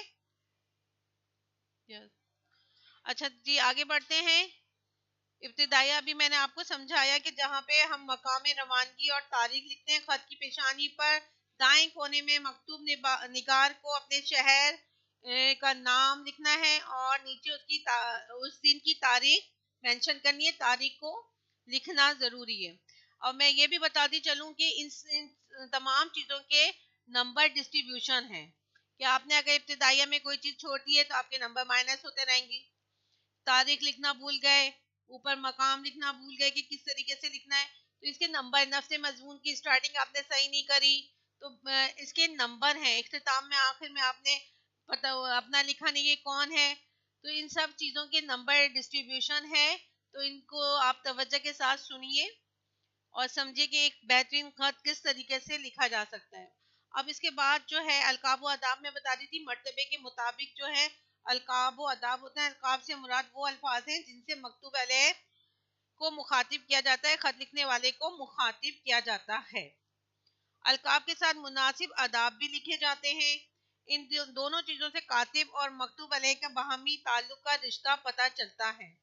القاب و آداب کے استعمال میں مکتوب علیہ کی عمر، مقام اور حیثیت کا پورا خیال رکھنا ہمیں بہت ضروری ہوتا ہے. جیسے اگر والد صاحب کو خط لکھنے مرتبے کے مطابق بتا رہی ہوں میں، محترم والد صاحب، پیارے ابا جان، محترم جناب والد صاحب، آداب، السلام علیکم. اگر والدہ ہیں تو پیاری امی جان، آداب، محترمہ والدہ صاحبہ، آداب، دادی جان، آداب. اس طریقے سے جو ہمارے عمر کے لحاظ سے، عمر اور مرتبے کے لحاظ سے میں آپ کو بتا رہی ہوں کہ القاب و آداب کا استعمال. اگر بڑے بھائی یا بڑی بہن ہے تو برادر محترم، بڑے بھائی جان، السلام علیکم، پیارے بھائی جان، السلام علیکم. بڑی بہن ہے تو پیاری باجی جان، السلام علیکم. تو یہ تھے مرتبے کے مطابق. عمر کے مطابق اگر آپ سے چھوٹا کوئی ہے تو اس کے لیے ہم کیا کریں؟ آپ کا کوئی ہم عمر ہے، آپ کے ہم ساتھی ہیں، کلاس فیلو ہیں، تو اس کو آپ کو خط لکھ رہے ہیں تو پیارے دوست سلام، السلام علیکم. پیاری دوست نجمہ خوش رہو، السلام علیکم. تو یہ القاب و آداب عمر اور مرتبے کے لحاظ سے ہمیں لکھنا پڑتے ہیں. اس کے بعد آ جائیے نفس مضمون. سب سے پہلے ہم تمیز سے آغاز کرتے ہیں. سب سے پہلے کیا ہے؟ خیریت پوچھی جاتی ہے، احوال پوچھا جاتا ہے اور بتایا جاتا ہے کہ میں یہاں خیریت سے ہوں، امید کرتی ہوں کہ آپ بھی خیریت سے ہوں گی امی جان. اگر والد صاحب کو یا امی کو خط لکھ رہے ہیں کہ میری پیاری امی جان، میں یہاں ہاسٹل میں یہاں خیریت سے ہوں، امید کرتی ہوں کہ گھر میں بھی سب لوگ خیریت سے ہوں گے. آپ کا خط ملا، مجھے پڑھ کے بہت خوشی ہوئی، آپ نے میری پڑھائی کے بارے میں پوچھا تھا. تو یہ کیا ہے؟ یہ ابتدائیہ ہے کہ حال اور احوال کا پوچھنا. اس کے بعد ہے اصل مدعا. اب خط کس چیز کے لیے لکھا جا رہا ہے؟ اصل اس کا پوائنٹ کیا ہے؟ کیا ہم جس کے لیے خط لکھا ہے وہ پوائنٹ اگر رہ گیا تو بیکار ہے خط لکھنا. تو اصل کیا ہے؟ خط تحریر کرنے کا مقصد کیا ہے؟ مقصد کیا ہے؟ اگر آپ کسی دوست کے نام خط لکھ رہے ہیں، اسے آپ مبارکباد دینا چاہ رہے ہیں پاس ہونے کے اوپر، تو اگر آپ نے وہ مبارکباد ہی نہیں دی تو وہ خط بھی بیکار ہو گیا. تو اس میں اصل مقصد کیا ہے کہ ہمیں اپنے دوست کو امتحان میں کامیاب ہونے پر، نمایاں کامیابی حاصل کرنے پر مبارکباد دینی ہے. تو ہمیں اس میں خط تحریر کرنے کا مقصد ہمارا یہ ہے کہ ہمیں اس کو مبارکباد دینی ہے तो ये लाजमी हमें मेंशन करना लिखना है। तो मुकम्मल नफ्स मजमून मौजू अल्फाज में उसकी तकमील कीजिए, उसके एंडिंग पर आ जाइए, नफ्स मजमून को ख़त्म कीजिए। इख्तितामिया मुनासिब दुआया कलमात के साथ हमें जो है उसका खात्मा करना है। खत का मजमून मौके महल के मुताबिक दुआए कलमात व सलाम जैसे अल्फाज पर ख़त्म किया जाता है। खात्मे पर कातिब को अपना नाम लिखना चाहिए जो ज़रा बाएं तरफ हो। ये इस तरफ जो है उसका लिखने वाले का नाम लिखा जाएगा। अपने नाम से पहले कोई ना कोई ऐसा लफ्ज जरूर लिखिए जिससे मकतूब अलैह के साथ उसके ताल्लुक का पता चले। यानी कि हम लिखते ना, अगर हमने वालिद को लिखा तो लिखेंगे आपका फर्माबरदार बेटा अली। तो इस तरीके से इख्तिताम करा है हमने। और दुआया कलमात में ये कि तमाम घर वालों को सलाम, छोटे बच्चों को प्यार, तो इस तरीके से हम इस खत को ख़त्म करते हैं। और आखिर में आपका फर्माबरदार बेटा या जो भी है, भतीजा या बहन है, भाई है, तो उसको ख़त्म करने के लिए यहाँ तक आप लोगों को समझ में आ गया है प्यारे बच्चों? My dear students, reply me okay yes. क्या आपको खत के ये अज्जा समझ में आ गए हैं? खत के उसूल समझ में आ गए? खत क्या होता है यहाँ तक आपको समझ में आ गया है? प्लीज रिप्लाई मी यस और नो।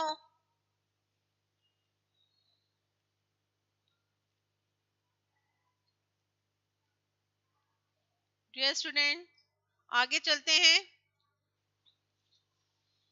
ये है, मैंने एक खत का नमूना यहाँ पे एक आपकी कॉपी के पेज के मुताबिक बनाया है। देखिए यहाँ नजर आ रहा होगा आप लोगों को, इम्तिहानी मरकज लिखा है। तो यहाँ पे हम, यहाँ पे भी बताती हूँ मैं,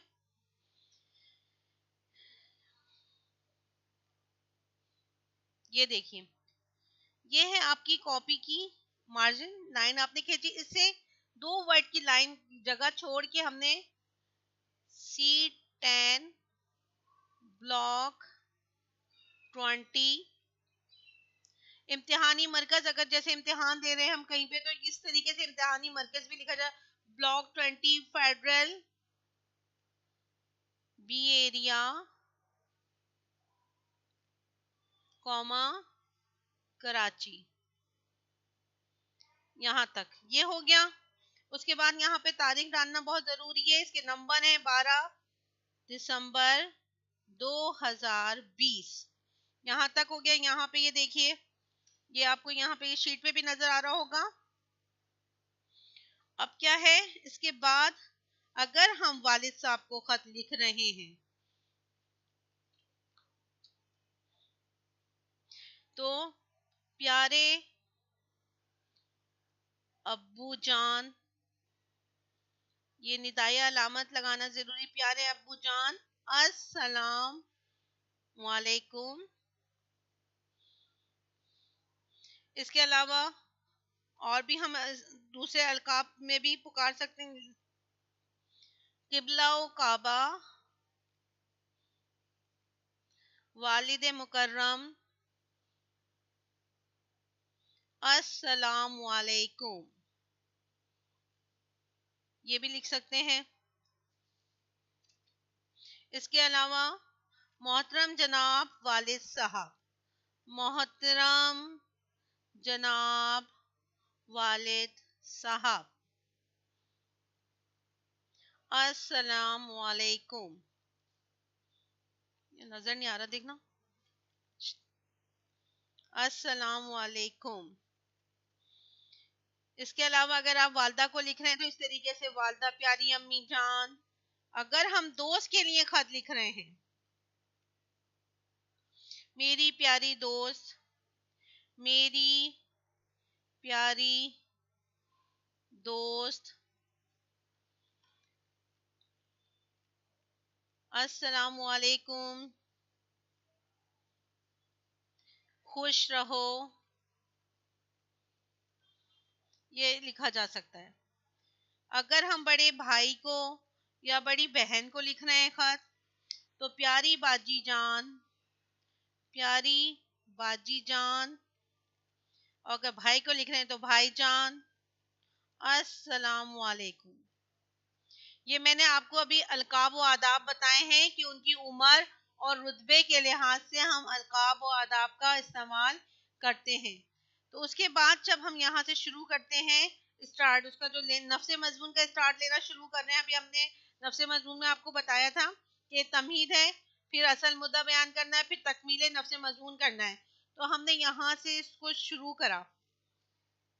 میں یہاں خیریت سے ہوں، میں یہاں خیریت سے ہوں. امید کرتی ہوں یا کرتا ہوں آپ بھی وہاں خیریت سے ہوں گی. دیگر احوال یہ ہے کہ مجھے پچھلے ہفتے آپ کا خط ملا تھا، پڑھ کر دلی خوشی ہوئی کہ آپ نے میری تعلیمی سلسلے کے بارے میں معلوم کیا. باجی جو ہے انہوں نے خط بھیجا تھا تو اب وہ جواب دے رہا ہے کہ آپ نے پوچھا تھا. تو میں آپ کو اب اصل مدعا کیا ہے جو ہمیں بیان کرنا ہے کہ میں آپ کو بتانا چاہتا ہوں کہ میں اپنے امتحانات میں مصروف تھا. میرے امتحانات ہو رہے تھے. اب جبکہ میرے امتحانات ختم ہو گئے ہیں، اس کا رزلٹ بھی آ گیا ہے اور میں نے اچھے نمبروں سے پوزیشن اپنی کلاس میں اپنے اسکول میں اول پوزیشن حاصل کی ہے. اور انشاءاللہ آگے بھی میں اپنی تعلیمی سلسلے کو محنت کو جاری رکھوں گا اور آپ سب کا، امی ابو کا، اپنے بڑے بہن بھائیوں کا نام روشن کروں گا. اور آپ کی دعائیں رہیں تو میں سالانہ امتحان میں بھی پوزیشن لوں گا. یہاں تک سمجھ میں آیا؟ اس کے بعد ہمیں آخری تکمیل کس طریقے سے کرنی ہے کہ باقی سب گھر والوں کو سلام، چھوٹوں کو پیار، اور یہاں پہ لکھیں گے آپ کا، پھر اینڈ یہاں پہ ہمیں کرنا ہے آپ کا. یہ نظر نہیں آ رہا یار، دیکھنا ذرا. آپ کا بھائی، یہاں پہ ہم نے نام لکھ دینا ہے. یہاں تک سمجھ میں آیا؟ یہ ایک میں نے ماڈل آپ کو یہ بتایا ہے، ایک پورا خط سمجھایا ہے. امید ہے کہ آپ کو یہاں تک یہ سب کچھ سمجھ میں آ گیا ہوگا. خط کیا ہے، خط کے اجزاء کیا ہیں، خط کے اصول کیا ہیں. اب ہمیں یہ دیکھنا ہے کہ آپ کے اسٹڈی پیک میں کون سے خط دیے گئے ہیں جو آپ کو کرنے ہیں. اچھا جی، ایک خط آپ کو دیا گیا ہے دوست کے نام اور ایک دیا گیا ہے والد صاحب کے نام. اب دوست کے نام اگر آپ کو خط لکھنا ہے تو ہمیں کیا کرنا ہوگا؟ پہلے اسی طریقے سے یہ C10 بلاک 20 آپ کا اگر ایڈریس ہے تو آپ اپنا address federal be area Karachi 12 دسمبر دوست کے نام لکھنا ہے. تو یہاں سے میں نے یہ پیاری بات ہٹا دیتی ہوں.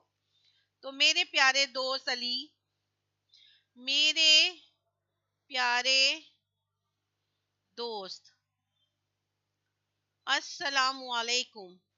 سوال آپ دیکھیے اپنے اسٹڈی پیک پہ، پیج نمبر ہے 23. اسٹڈی پیک کا پیج نمبر 23 ہے. دوست کے نام خط کاپی آپ کے پاس اردو کی کاپی موجود ہے، اس کاپی میں اس کام کو مکمل کرنا ہے. تو کاپی میں یہ کام کرنا ہے. آپ اپنی کاپی کھول لیجئے، ساتھ کے ساتھ چاہیں تو اس خط کو کمپلیٹ کر لیجئے جس میں اسے صحت یابی کی مبارکباد دی گئی ہو. اب کرنا کیا ہے؟ دوست کے نام خط لکھ رہے ہیں، اسے صحت، اصل ہمارا مدعا کیا ہے کہ ہمیں اسے صحت یابی کی مبارکباد دینی ہے. تو میں یہاں خیریت سے ہوں. امید کرتا ہوں میرے دوست تم بھی خیریت سے ہوگے. پچھلے ہفتے تمہارا خط ملا تھا تو سنا کہ تم بیمار تھے اور تمہیں ٹائیفائڈ ہو گیا تھا، جس سے سن کے دل کو بہت پریشانی تھی کہ تمہارے حالات معلوم کروں. میں نے یہ خط لکھا ہے اور پتہ چلا ہے تم نے بتایا تھا کہ اب میں مکمل ٹھیک ہو گیا ہوں. تو میں تمہیں تمہاری صحت یابی کی مبارکباد دینا چاہتا ہوں. اللہ تعالیٰ آپ کو بہت لمبی عمر دے، زندگی دے، صحت دے. بورڈ کو اوپر اور کتنا کر سکتے ہیں بیٹا؟ میں نے اور نیچے لکھا نہیں ہے تاکہ آپ کو نظر نہیں آ رہا ہے، اس وجہ سے میں نے یہیں تک لکھا ہوا ہے جو آپ کو نظر آ رہا ہے. جو میں بتا رہی ہوں اس کو سنیے آپ لوگ. تو کیا ہے کہ آپ کو اللہ تعالیٰ زندگی دے، صحت دے اور ہر بری بلا سے محفوظ رکھے. اور آپ اپنا خیال رکھیں، اپنی جو ڈاکٹر نے آپ کو ہدایات دی ہیں اس کے اوپر عمل کیجئے تاکہ آپ کو دوبارہ یہ بیماری نہ ہو. اور سب آخر میں اینڈ یہاں تک ہو گیا کہ ہم نے اس کو مبارکباد دے دی، صحت کی، اس کو دعائیں دی کہ اللہ تعالیٰ آپ کو کبھی یہ بیماری نہ ہو اور ڈاکٹر کی ہدایت کے مطابق عمل کرتے رہیں. پھر باقی اینڈ میں کیا لکھنا ہے, اس کو ہمیں تکمیل کرنا ہے نفس مضمون کو. تو باقی سب خیریت ہے. آپ اپنے گھر والوں کو, امی ابو کو میری طرف سے سلام کہیے گا, چھوٹے بہن بھائیوں کو پیار کہیے گا, پیار کیجیے گا. آپ کا دوست علی. یہاں تک سمجھ میں آ گیا سب کو؟ یہاں تک سمجھ میں آ گیا کہ کس طریقے سے یہ سوال کرنا ہے؟ یس اور نو کمنٹس میں دیجئے بیٹا مجھے. آپ کو یہ خط سمجھ میں آ گیا ہے؟ یس اور نو کے کمنٹس کیجئے تاکہ میں آگے دوسرا خط کرا سکوں.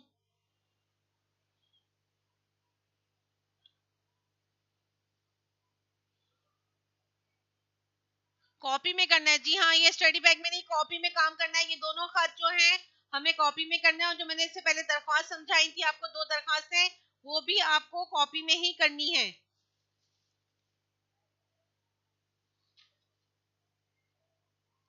درخواست آپ نے کر لی ہوگی. پچھلے پریویس لیکچر میں نے آپ کو درخواست نویسی سمجھائی تھی, وہ دونوں درخواستیں آپ نے کاپی میں کمپلیٹ کر لی ہوں گی.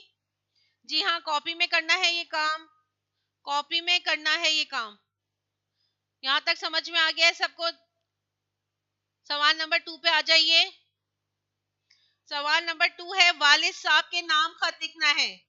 سوال نمبر 2, والد صاحب کے نام خط لکھیے جس میں انہیں اپنی تعلیمی کارکردگی سے آگاہ کیجیے. سوال نمبر 2 یہ بھی کاپی میں ہی ہمیں سالو کرنا ہے.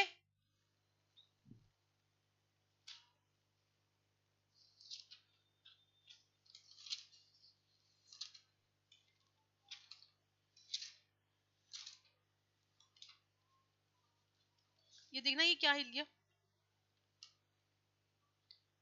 کوسچن نمبر 2 اسٹڈی بیگ میں دیکھیے. کوسچن نمبر 2,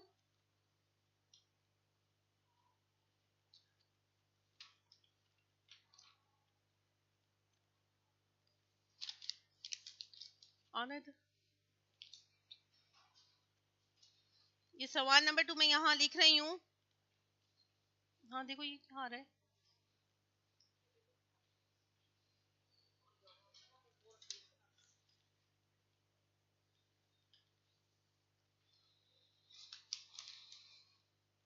والد صاحب کے نام خط ہے.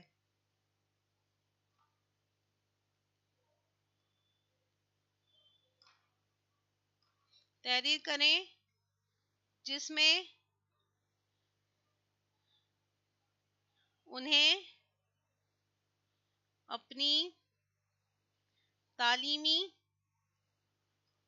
کارکردگی کے بارے میں بتائیں.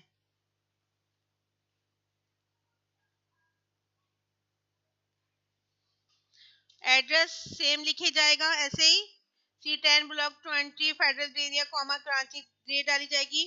یہاں پہ القاب و آداب چینج ہو جائیں گے. پہلے ہم نے دوست کے نام لکھا ہے, اب ہم لکھ رہے ہیں والد صاحب کے نام. تو کیا لکھیں گے؟ میرے پیارے ابو جان, میرے پیارے ابو جان, ندائیہ علامت لگائی, السلام علیکم.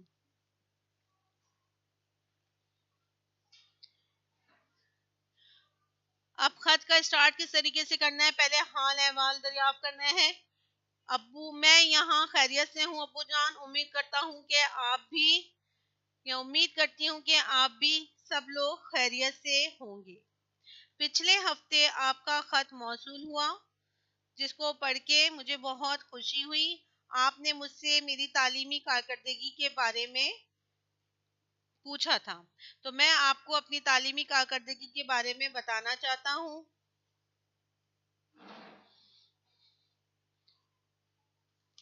ابو, ابھی کچھ ہی دن پہلے میرے ششمائی امتحان ختم ہوئے ہیں اور میں نے بہت اچھی تیاری کی تھی, اور میرے پیپر جو ہیں وہ بہت سارے پیپر بہت اچھے ہوئے اور اس کا رزلٹ آ گیا ہے, اور میں نے سائنس میں فل مارکس حاصل کیے ہیں.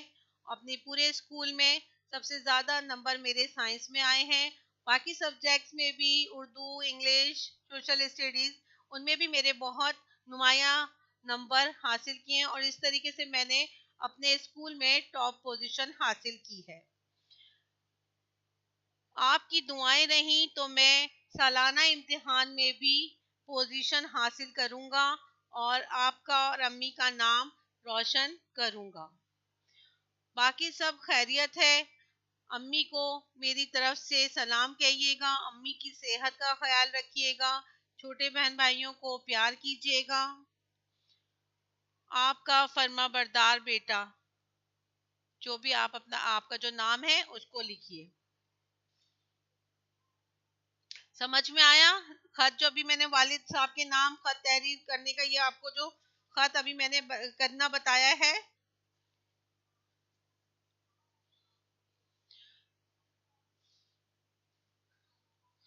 ایک اور جو طریقے سے میں بتاتی ہوں، سن لیجئے۔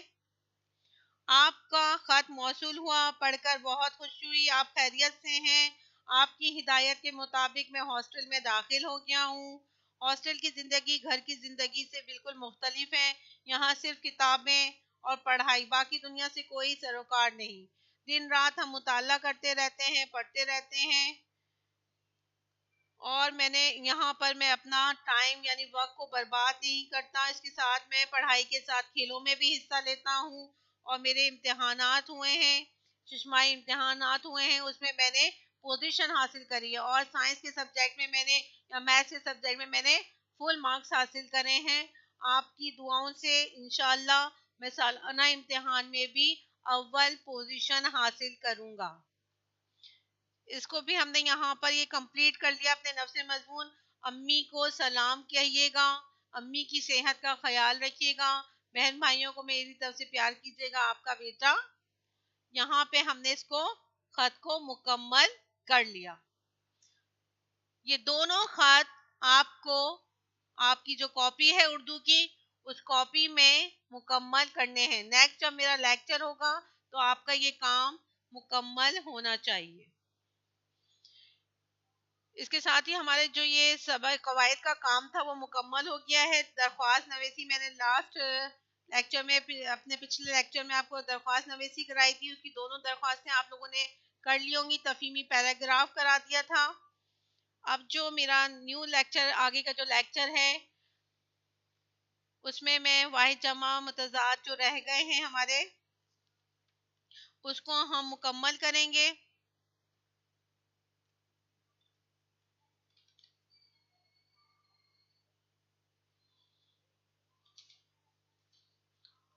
دو بج گئے، 5 منٹ ہے۔ ایک خط آپ ابھی اپنی کاپی میں کر سکتے ہیں۔ اینی کویسچن، کچھ پوچھنا ہے تو بتائیے۔ جی ہاں، دونوں خط کاپی میں کرنے ہیں بیٹا، دونوں خط کاپی میں کرنے ہیں۔ دوست کے نام خط جس میں صحت یابی کی مبارکباد دی ہے، یہ بھی، اور والد صاحب کے نام خط جس میں انہیں تعلیمی کارکردگی سے آگاہ کیا ہے، یہ بھی۔ دونوں جو بھی میں نے آپ کو سمجھائے ہیں، دونوں آپ کو اردو کی کاپی میں کرنے ہیں۔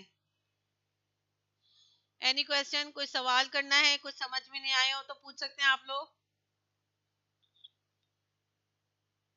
مس دوسرے کاپی دیکھیں مس، یہ سوال کون سا سوال ہے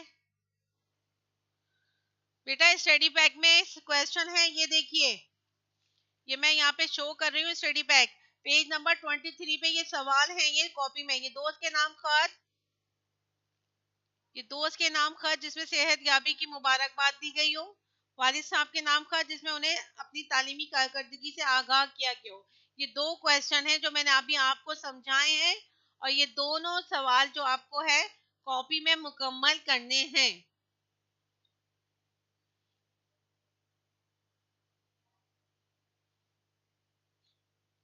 انڈرسٹینڈ؟ یس اور نو کی کمنٹس دیجئے مجھے کہ آپ کو یہ کام میرا سمجھ، جو میں نے ابھی سمجھایا ہے خطوط نویسی، آپ کو اچھے سے سمجھ میں آ گیا ہے۔ اردو کی کاپی میں، کون سی کاپی ہے، کون ہے بیٹا؟ اردو کی کاپی جو آپ کے سلیبس میں، آپ کے کورس میں آئی ہوئی ہے، اردو کی کاپی میں یہ کام کرنا ہے، جس میں آپ نے تشریحات بھی کی ہیں، تشریح کی ہے نا کاپی میں، اسی کاپی میں یہ کام کرنا ہے۔ सवाल जो है स्टडी पैक में है, ये नजर आ रहा है सामने, ये मैंने रखा हुआ है स्टडी पैक, सवाल यहाँ मौजूद है स्टडी पैक में। काम आपको कॉपी में करना है, सवाल स्टडी पैक में है, और मैंने ये दोनों खुतूत आपको समझाए हैं अभी। सवाल पेज नंबर 23 स्टडी पैक में मौजूद है, सवाल यहाँ से कॉपी में उतारना है, और मैंने दोनों खुतूत आपको समझाए हैं, समझकर इसको अपनी कॉपी में मुकम्मल करना है। जी हाँ, दरख्वास्त नवीसी मैंने करवा दी है। आपने मेरा लेक्चर नहीं लिया? लेक्चर नंबर 3 में मैंने दरख्वास्त नवीसी एप्लीकेशन करा दी है। दोनों जो दरख्वास्तें थी वो मैंने समझा के उसका तरीक़ेकार सब कुछ समझाया है।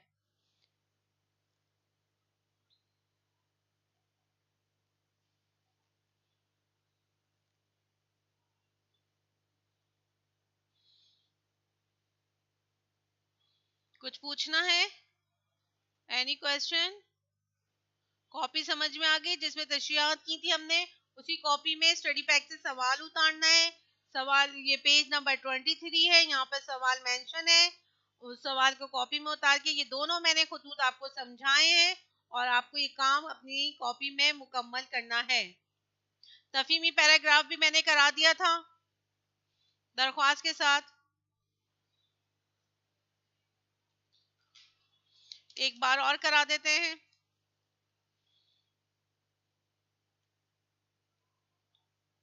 बेटा तफहीमी पैराग्राफ, इस पैराग्राफ को आप पढ़ेंगे, तफहीम का मतलब ही होता है गौर से पढ़ना, समझना। लेक्चर नंबर 3 में मैंने दरख्वास्त नवीसी और तफहीमी पैराग्राफ समझाया है। इसके साथ ही अपनी टीचर मिस गुल ज़हरा को इजाज़त दीजिए। अपना बहुत सारा ख्याल रखिएगा। अल्लाह हाफिज़।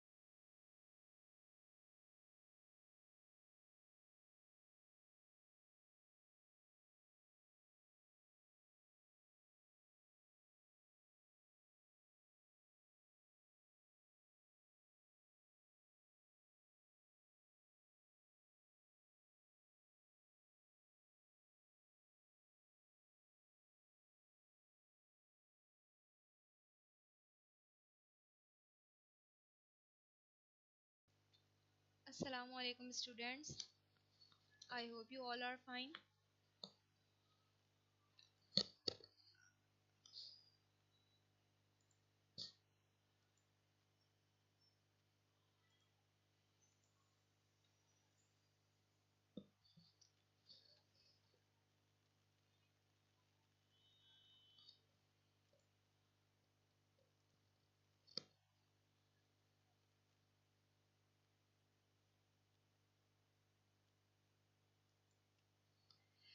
Okay, Assalamu alaikum students.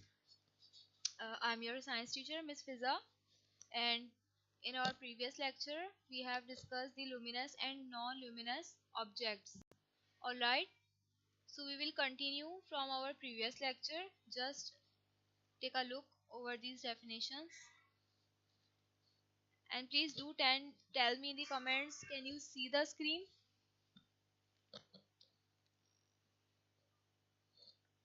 Yes. Just tell me in the comments, can you see the screen, students?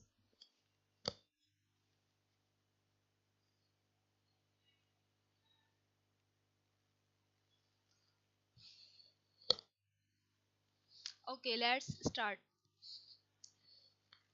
So in our previous lecture we have discussed the luminous and non-luminous objects. Alright. So what are luminous objects? Those objects that have their own light and that can emit their own light are the luminous objects.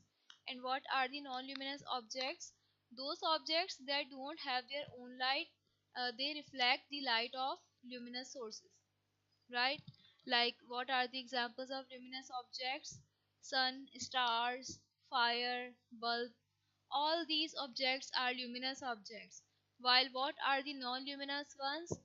Moon is an example of non-luminous object because it don't have its own light, but it can reflect the light of the sun. All right. Then we have started discussing these objects: transparent, translucent, and opaque objects. Now look at these definitions.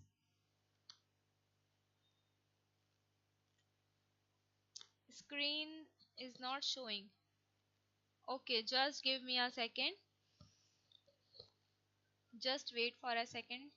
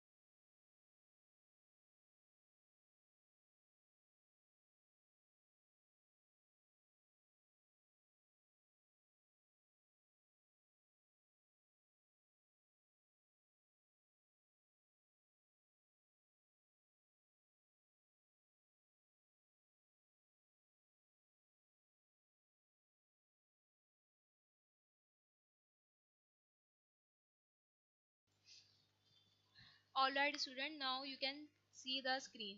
Alright, let's start.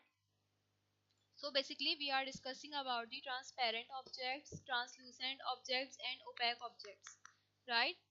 So I am just reviewing these topics again for you. Just take a look over these definitions. What are transparent objects? Those objects that do not allow light.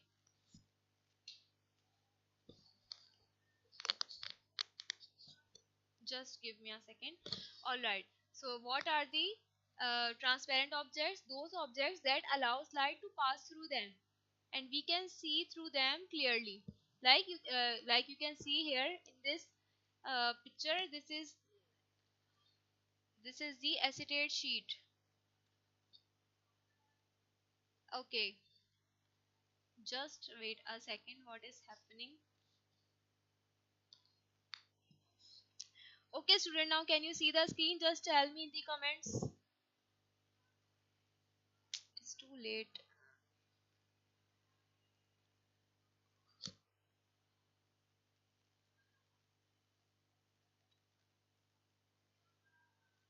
Okay. Then we have translucent objects. Alright, you can see in this transparent objects, the what are the examples? Glass, pure water, and acetate sheets. You can see here in this picture. This is an acetate sheet, through which we can see clearly. Alright, so these are the transparent objects. Now, what are translucent objects? Those objects that are partially transparent and partially opaque. Means they can allow partial light to pass through them. Not all light rays can pass through these objects, but some of the light can pass through them. Alright, you can see here in this picture as well. This is a grease-proof paper. All the tracing paper, tinted glass, frosted glass, plastics. You can see this is a grease-proof paper and this is a frosted glass that can allow some of the light to pass through them. Right? Then what are the opaque objects? Those objects that do not allow light to pass through them. Right? Like rubber, woods, tissue papers.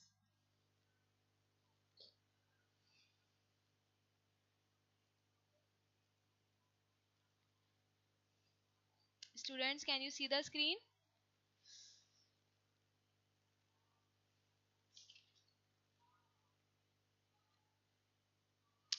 Alright, just focus on these. I think tissue paper is an translucent object, and you will tell me in the next lecture whether it is translucent or opaque. Alright, this will not come in the category of opaque objects. This is a mistake. Okay, then we have discussed these examples. Alright, now move on to our today's lecture. In today's lecture, we will discuss the reflection of light and laws of reflection. And then we will discuss the reflection of light on a plane mirror. Alright, let's start it from the beginning. Basically, what is reflection of light? When light falls on any surface, different phenomena can occur. Right? Light falling on a surface may get absorbed. Mostly black color absorbs most of the light. So we can say that black color is the perfect absorber of light. Alright. Then it may pass through the surface, means light can transmitted means it can pass from the surface, right? Light, like in case of glass, it can uh, may be fully transmitted and it can be partially transmitted. In the case if it is fully transmitted, then the objects are transparent, and if the light partially transmitted, then those objects are the translucent objects, right? And what is the third case? In the third case, if light bounces back, then this phenomena is called reflection. So we will discuss the reflection of light today. Alright, so what is reflection? It is the bouncing back of light ray. Alright, So in our today's lecture we will discuss the definition of reflection and then we will discuss the laws of reflection. Alright,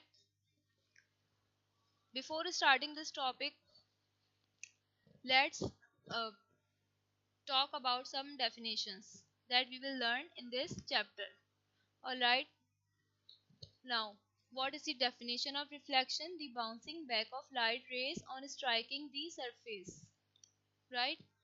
What are reflectors? Those surfaces that reflects light. Alright, so the reflectors must be shiny, polished. They should have a smooth surface, right? For example, silver metal is the best reflector. All right, then we have other terms like incident ray. Now look at this picture. This is the ray of light. What is the ray of light? The ray that strikes the surface, right? Okay, so the straight line path along which light travels is the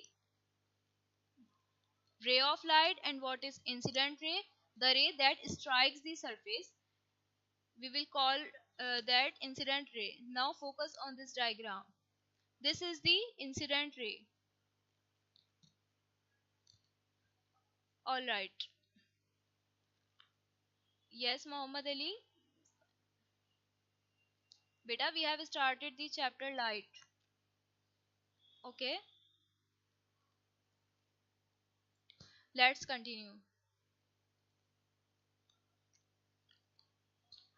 Now, what is the reflected ray? The ray that bounces back on striking the surface. As I have told you, what is reflection? It is the bouncing back of light rays on striking the surface. So that ray that bounces back is called as reflected ray. Now look at this diagram. This is the incident ray because it strikes on the surface of the mirror, and this is the reflected ray because this ray bounces back. Alright. Now, what is a normal ray? You can see here. Look at this. The central point is the normal. Basically, the ray that is perpendicular to the incident ray, that is 90 degree at a 90-degree angle with the incident ray and with the reflected ray, like this. This is the normal ray. Alright, so let's take another. What is the angle of incidence? Basically, the angle that is formed between the incident ray and the normal. Look at this diagram. This is the angle between the incident ray and the normal. So this angle is called as angle of incidence. Right? What is incident ray? Yes, the ray that strikes the surface.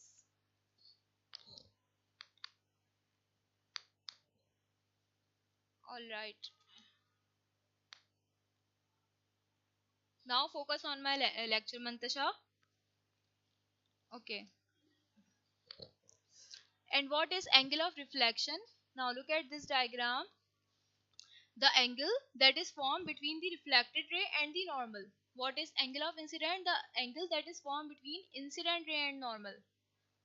Just clear that in your mind. Don't mix these terms. Right? We will discuss them in the diagram. Now look at this diagram. This is the incident ray that strikes on the surface of the mirror. Then this is the reflected ray that is bouncing back from the mirror. And this is the angle of incidence that is formed between the normal and incident ray. And this is the angle of reflection which is formed between the normal and reflected ray. Alright. So today we will discuss certain laws of reflection. Okay, let's start.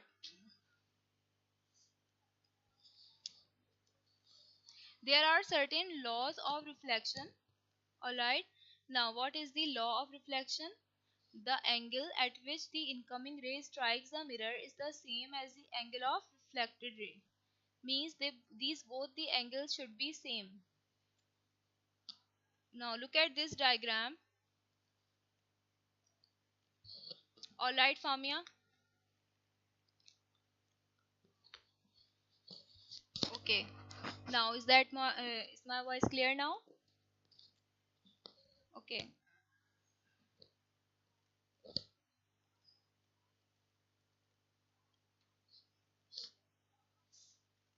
So what is the law you have to learn?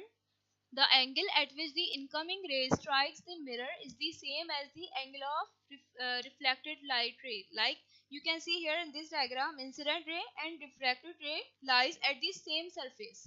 This is the law of reflection. Alright. And you can see here what is this? Angle of incidence is equal to the angle of reflection. Just memorize these terms and laws and try to understand. Alright, now what the image formed on a plane mirror. What happened? You can see here.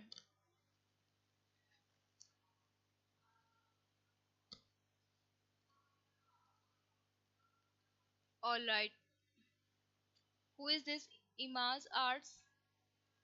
Please tell me your name so that I can answer your question. Alright, Mohammed Ishtiyaq Khan. What is reflection of light? Okay, now focus on my lecture. The bouncing back of light rays on striking the surface is the reflection of light. Now focus on this picture. You can see here this is the diagram of a plane mirror on which this incident ray is striking. Alright. Then the ray that is bouncing back is the reflected ray. Now is that clear in your mind? Okay. Just tell me in the comments.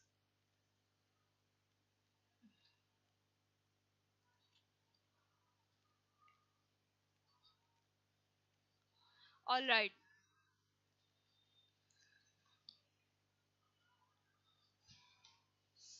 Let's move on.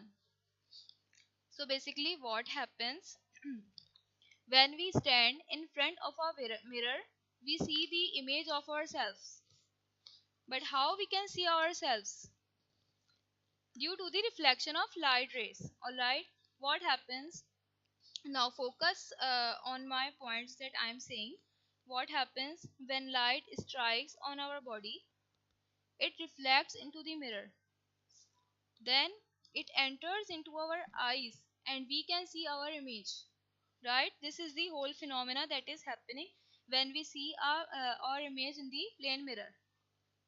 Alright, so basically what happened? This tells us that light ray can reflect multiple times. Alright, because now just I'm repeating it again.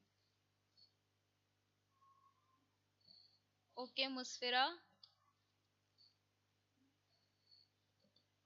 why are you using Talha Irfan's ID?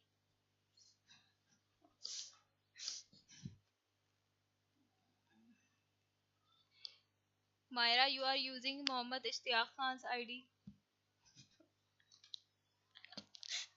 Okay. Okay, Ahmer, you are using Alina Farooq's ID. Please just tell your name. Okay. Now focus on this lecture.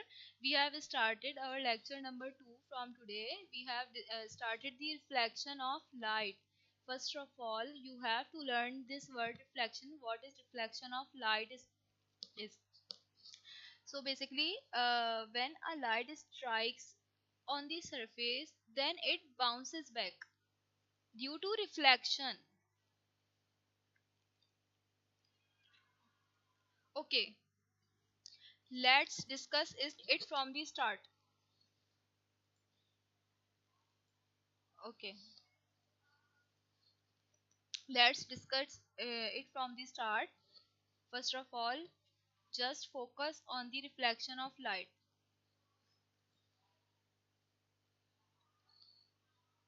All right.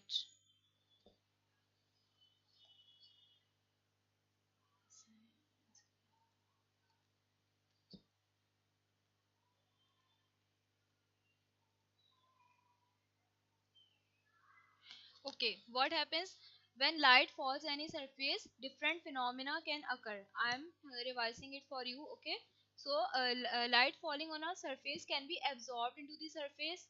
In the case, black color is the best absorber of light, but in some cases it may pass through the surface. Means light can transmit it. All right, so it can fully transmit it in the case of transparent objects, and it can partially transmit it in the case of translucent objects. Alright, then in the third case, what will happen if light bounces back? Then this phenomena is called reflection of light. Alright, so this is the reflection of light. Then we have discussed some terminologies, this is the definition. Then we have discussed what are reflectors, those surfaces that reflects the light, like silver metal is the best reflector. Then we have discussed some terms like incident ray. What is the incident ray? I have already told you what is the ray of light. It is the straight line path along which light travels. Like here you can see this bulb is emitting light in a straight line. So this straight path is the ray of light. Alright, so what is the incident ray? That ray that strikes the surface, like here in this diagram, this is the incident ray. And then what is the reflected ray? That ray that bounces back on striking the surface. Like you can see here, this is the reflected ray as it is bouncing back. Alright. Then what is the normal ray? It is the perpendicular to the incident ray at a 90-degree angle with the incident ray, like here you can see in this diagram. This is the line between the incident ray and the reflected ray. And what is the angle of incidence? That angle that is between the normal and incident ray is called as angle of incident. And what is the angle of reflection? That angle that is formed between the normal and the reflected ray. Right? Let's start the image formation on a plane mirror. Alright, I have told you in this diagram we can see our images in our mirror. Alright, so how we are able to see ourselves in the mirror? So basically what happens when light strikes on our body, it reflects back into the mirror, then it reflects back into our eyes, and then image is formed. But what are the characteristics of the image that is formed? The image appears to be formed is at the same distance behind the mirror as the object is in front. Like in this diagram, you can see image is formed at the same distance behind the mirror. But the image that is formed is not real, it is virtual. Alright?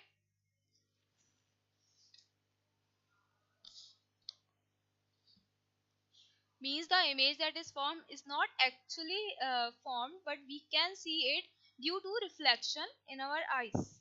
Alright, so these are the major characteristics of the image that is formed from a plane mirror.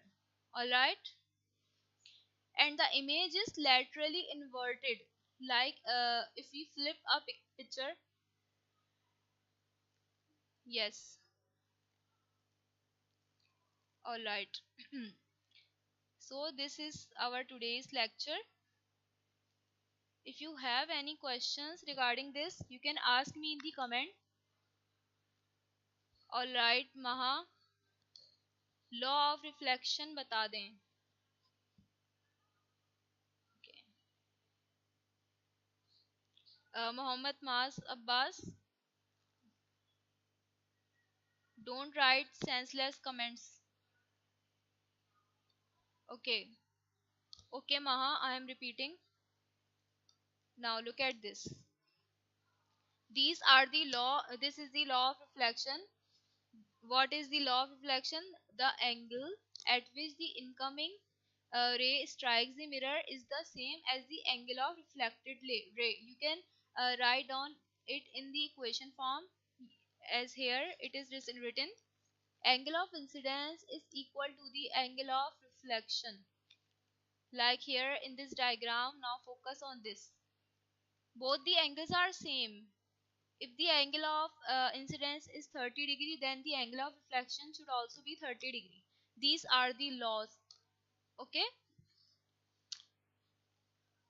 And then we have discussed the characteristics. You have to learn these characters, that the image is virtual, means it is not real, it is uh, it is laterally inverted. Yes. And what is the another character? The image appears to be formed is at the same distance behind the mirror as the object is in front. Okay. In your homework, you have to do these questions. You have to complete your worksheet number 17, question number 1, 2, 3, and 4.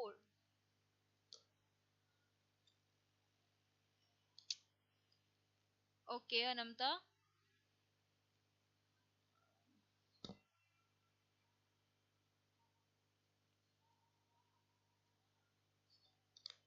Write down this homework.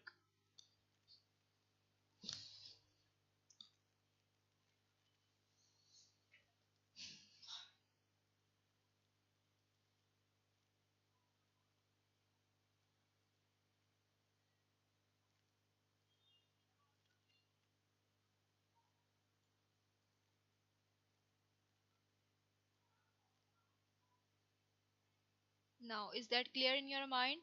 What are the transparent, translucent, and opaque objects?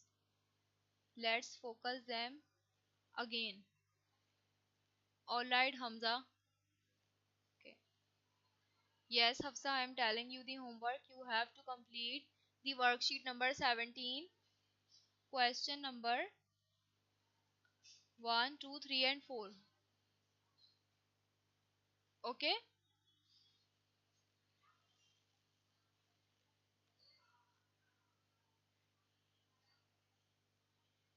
Thank you, Anamta.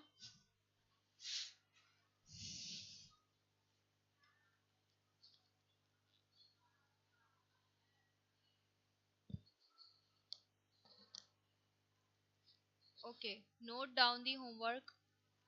Hurry up.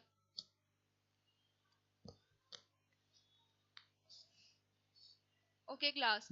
In our next lecture, we will discuss the refraction of light. Alright? Then we will discuss the difference between reflection and refraction. Alright? You have to learn these topics. I will ask you in the comments.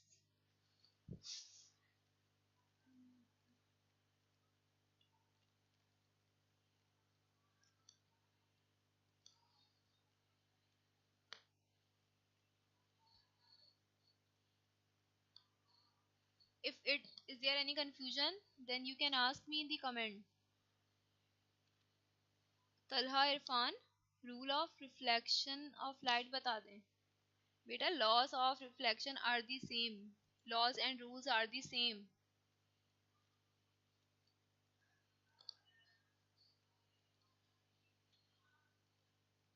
This is the rule of reflection and law of reflection.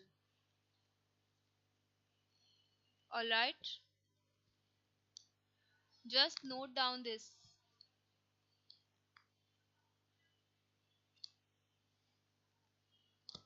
Yes, Hamza, you have to do it by yourself. You can take help from my lecture. Okay?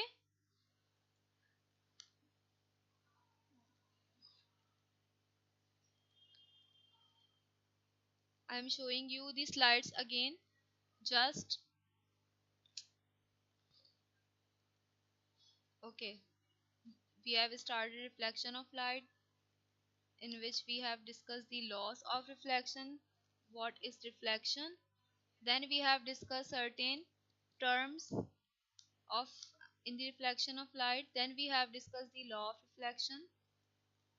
Then we have discussed the characteristics of the image that is formed from a plane mirror.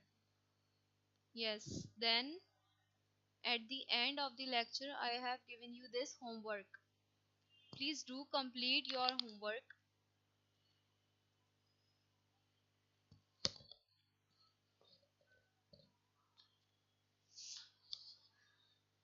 Which diagram, Talha Irfan?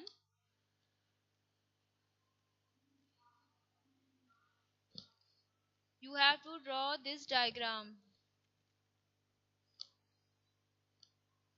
This is the diagram for the reflection of light.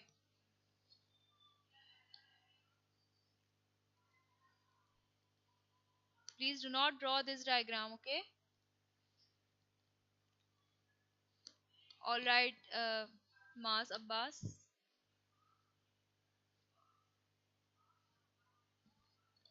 Worksheet number 13, 14, 15.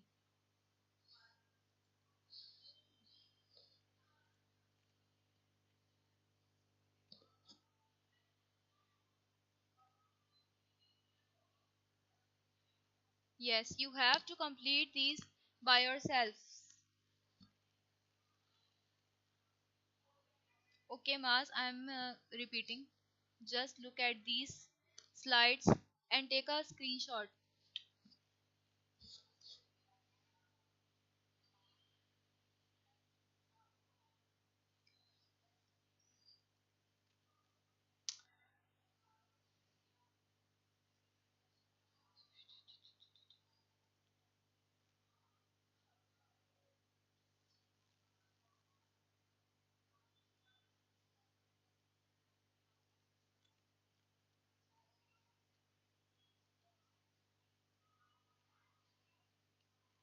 Okay. What is the law of reflection? Look at this diagram. The angle at which the incoming ray strikes the mirror, like you can see here in this diagram, this is the angle of incident ray. This incident ray is striking the mirror, then it is reflecting back in the same direction as the incident ray. So this is the law. Okay, means angle of incidence is equal to the angle of reflection. This is the law.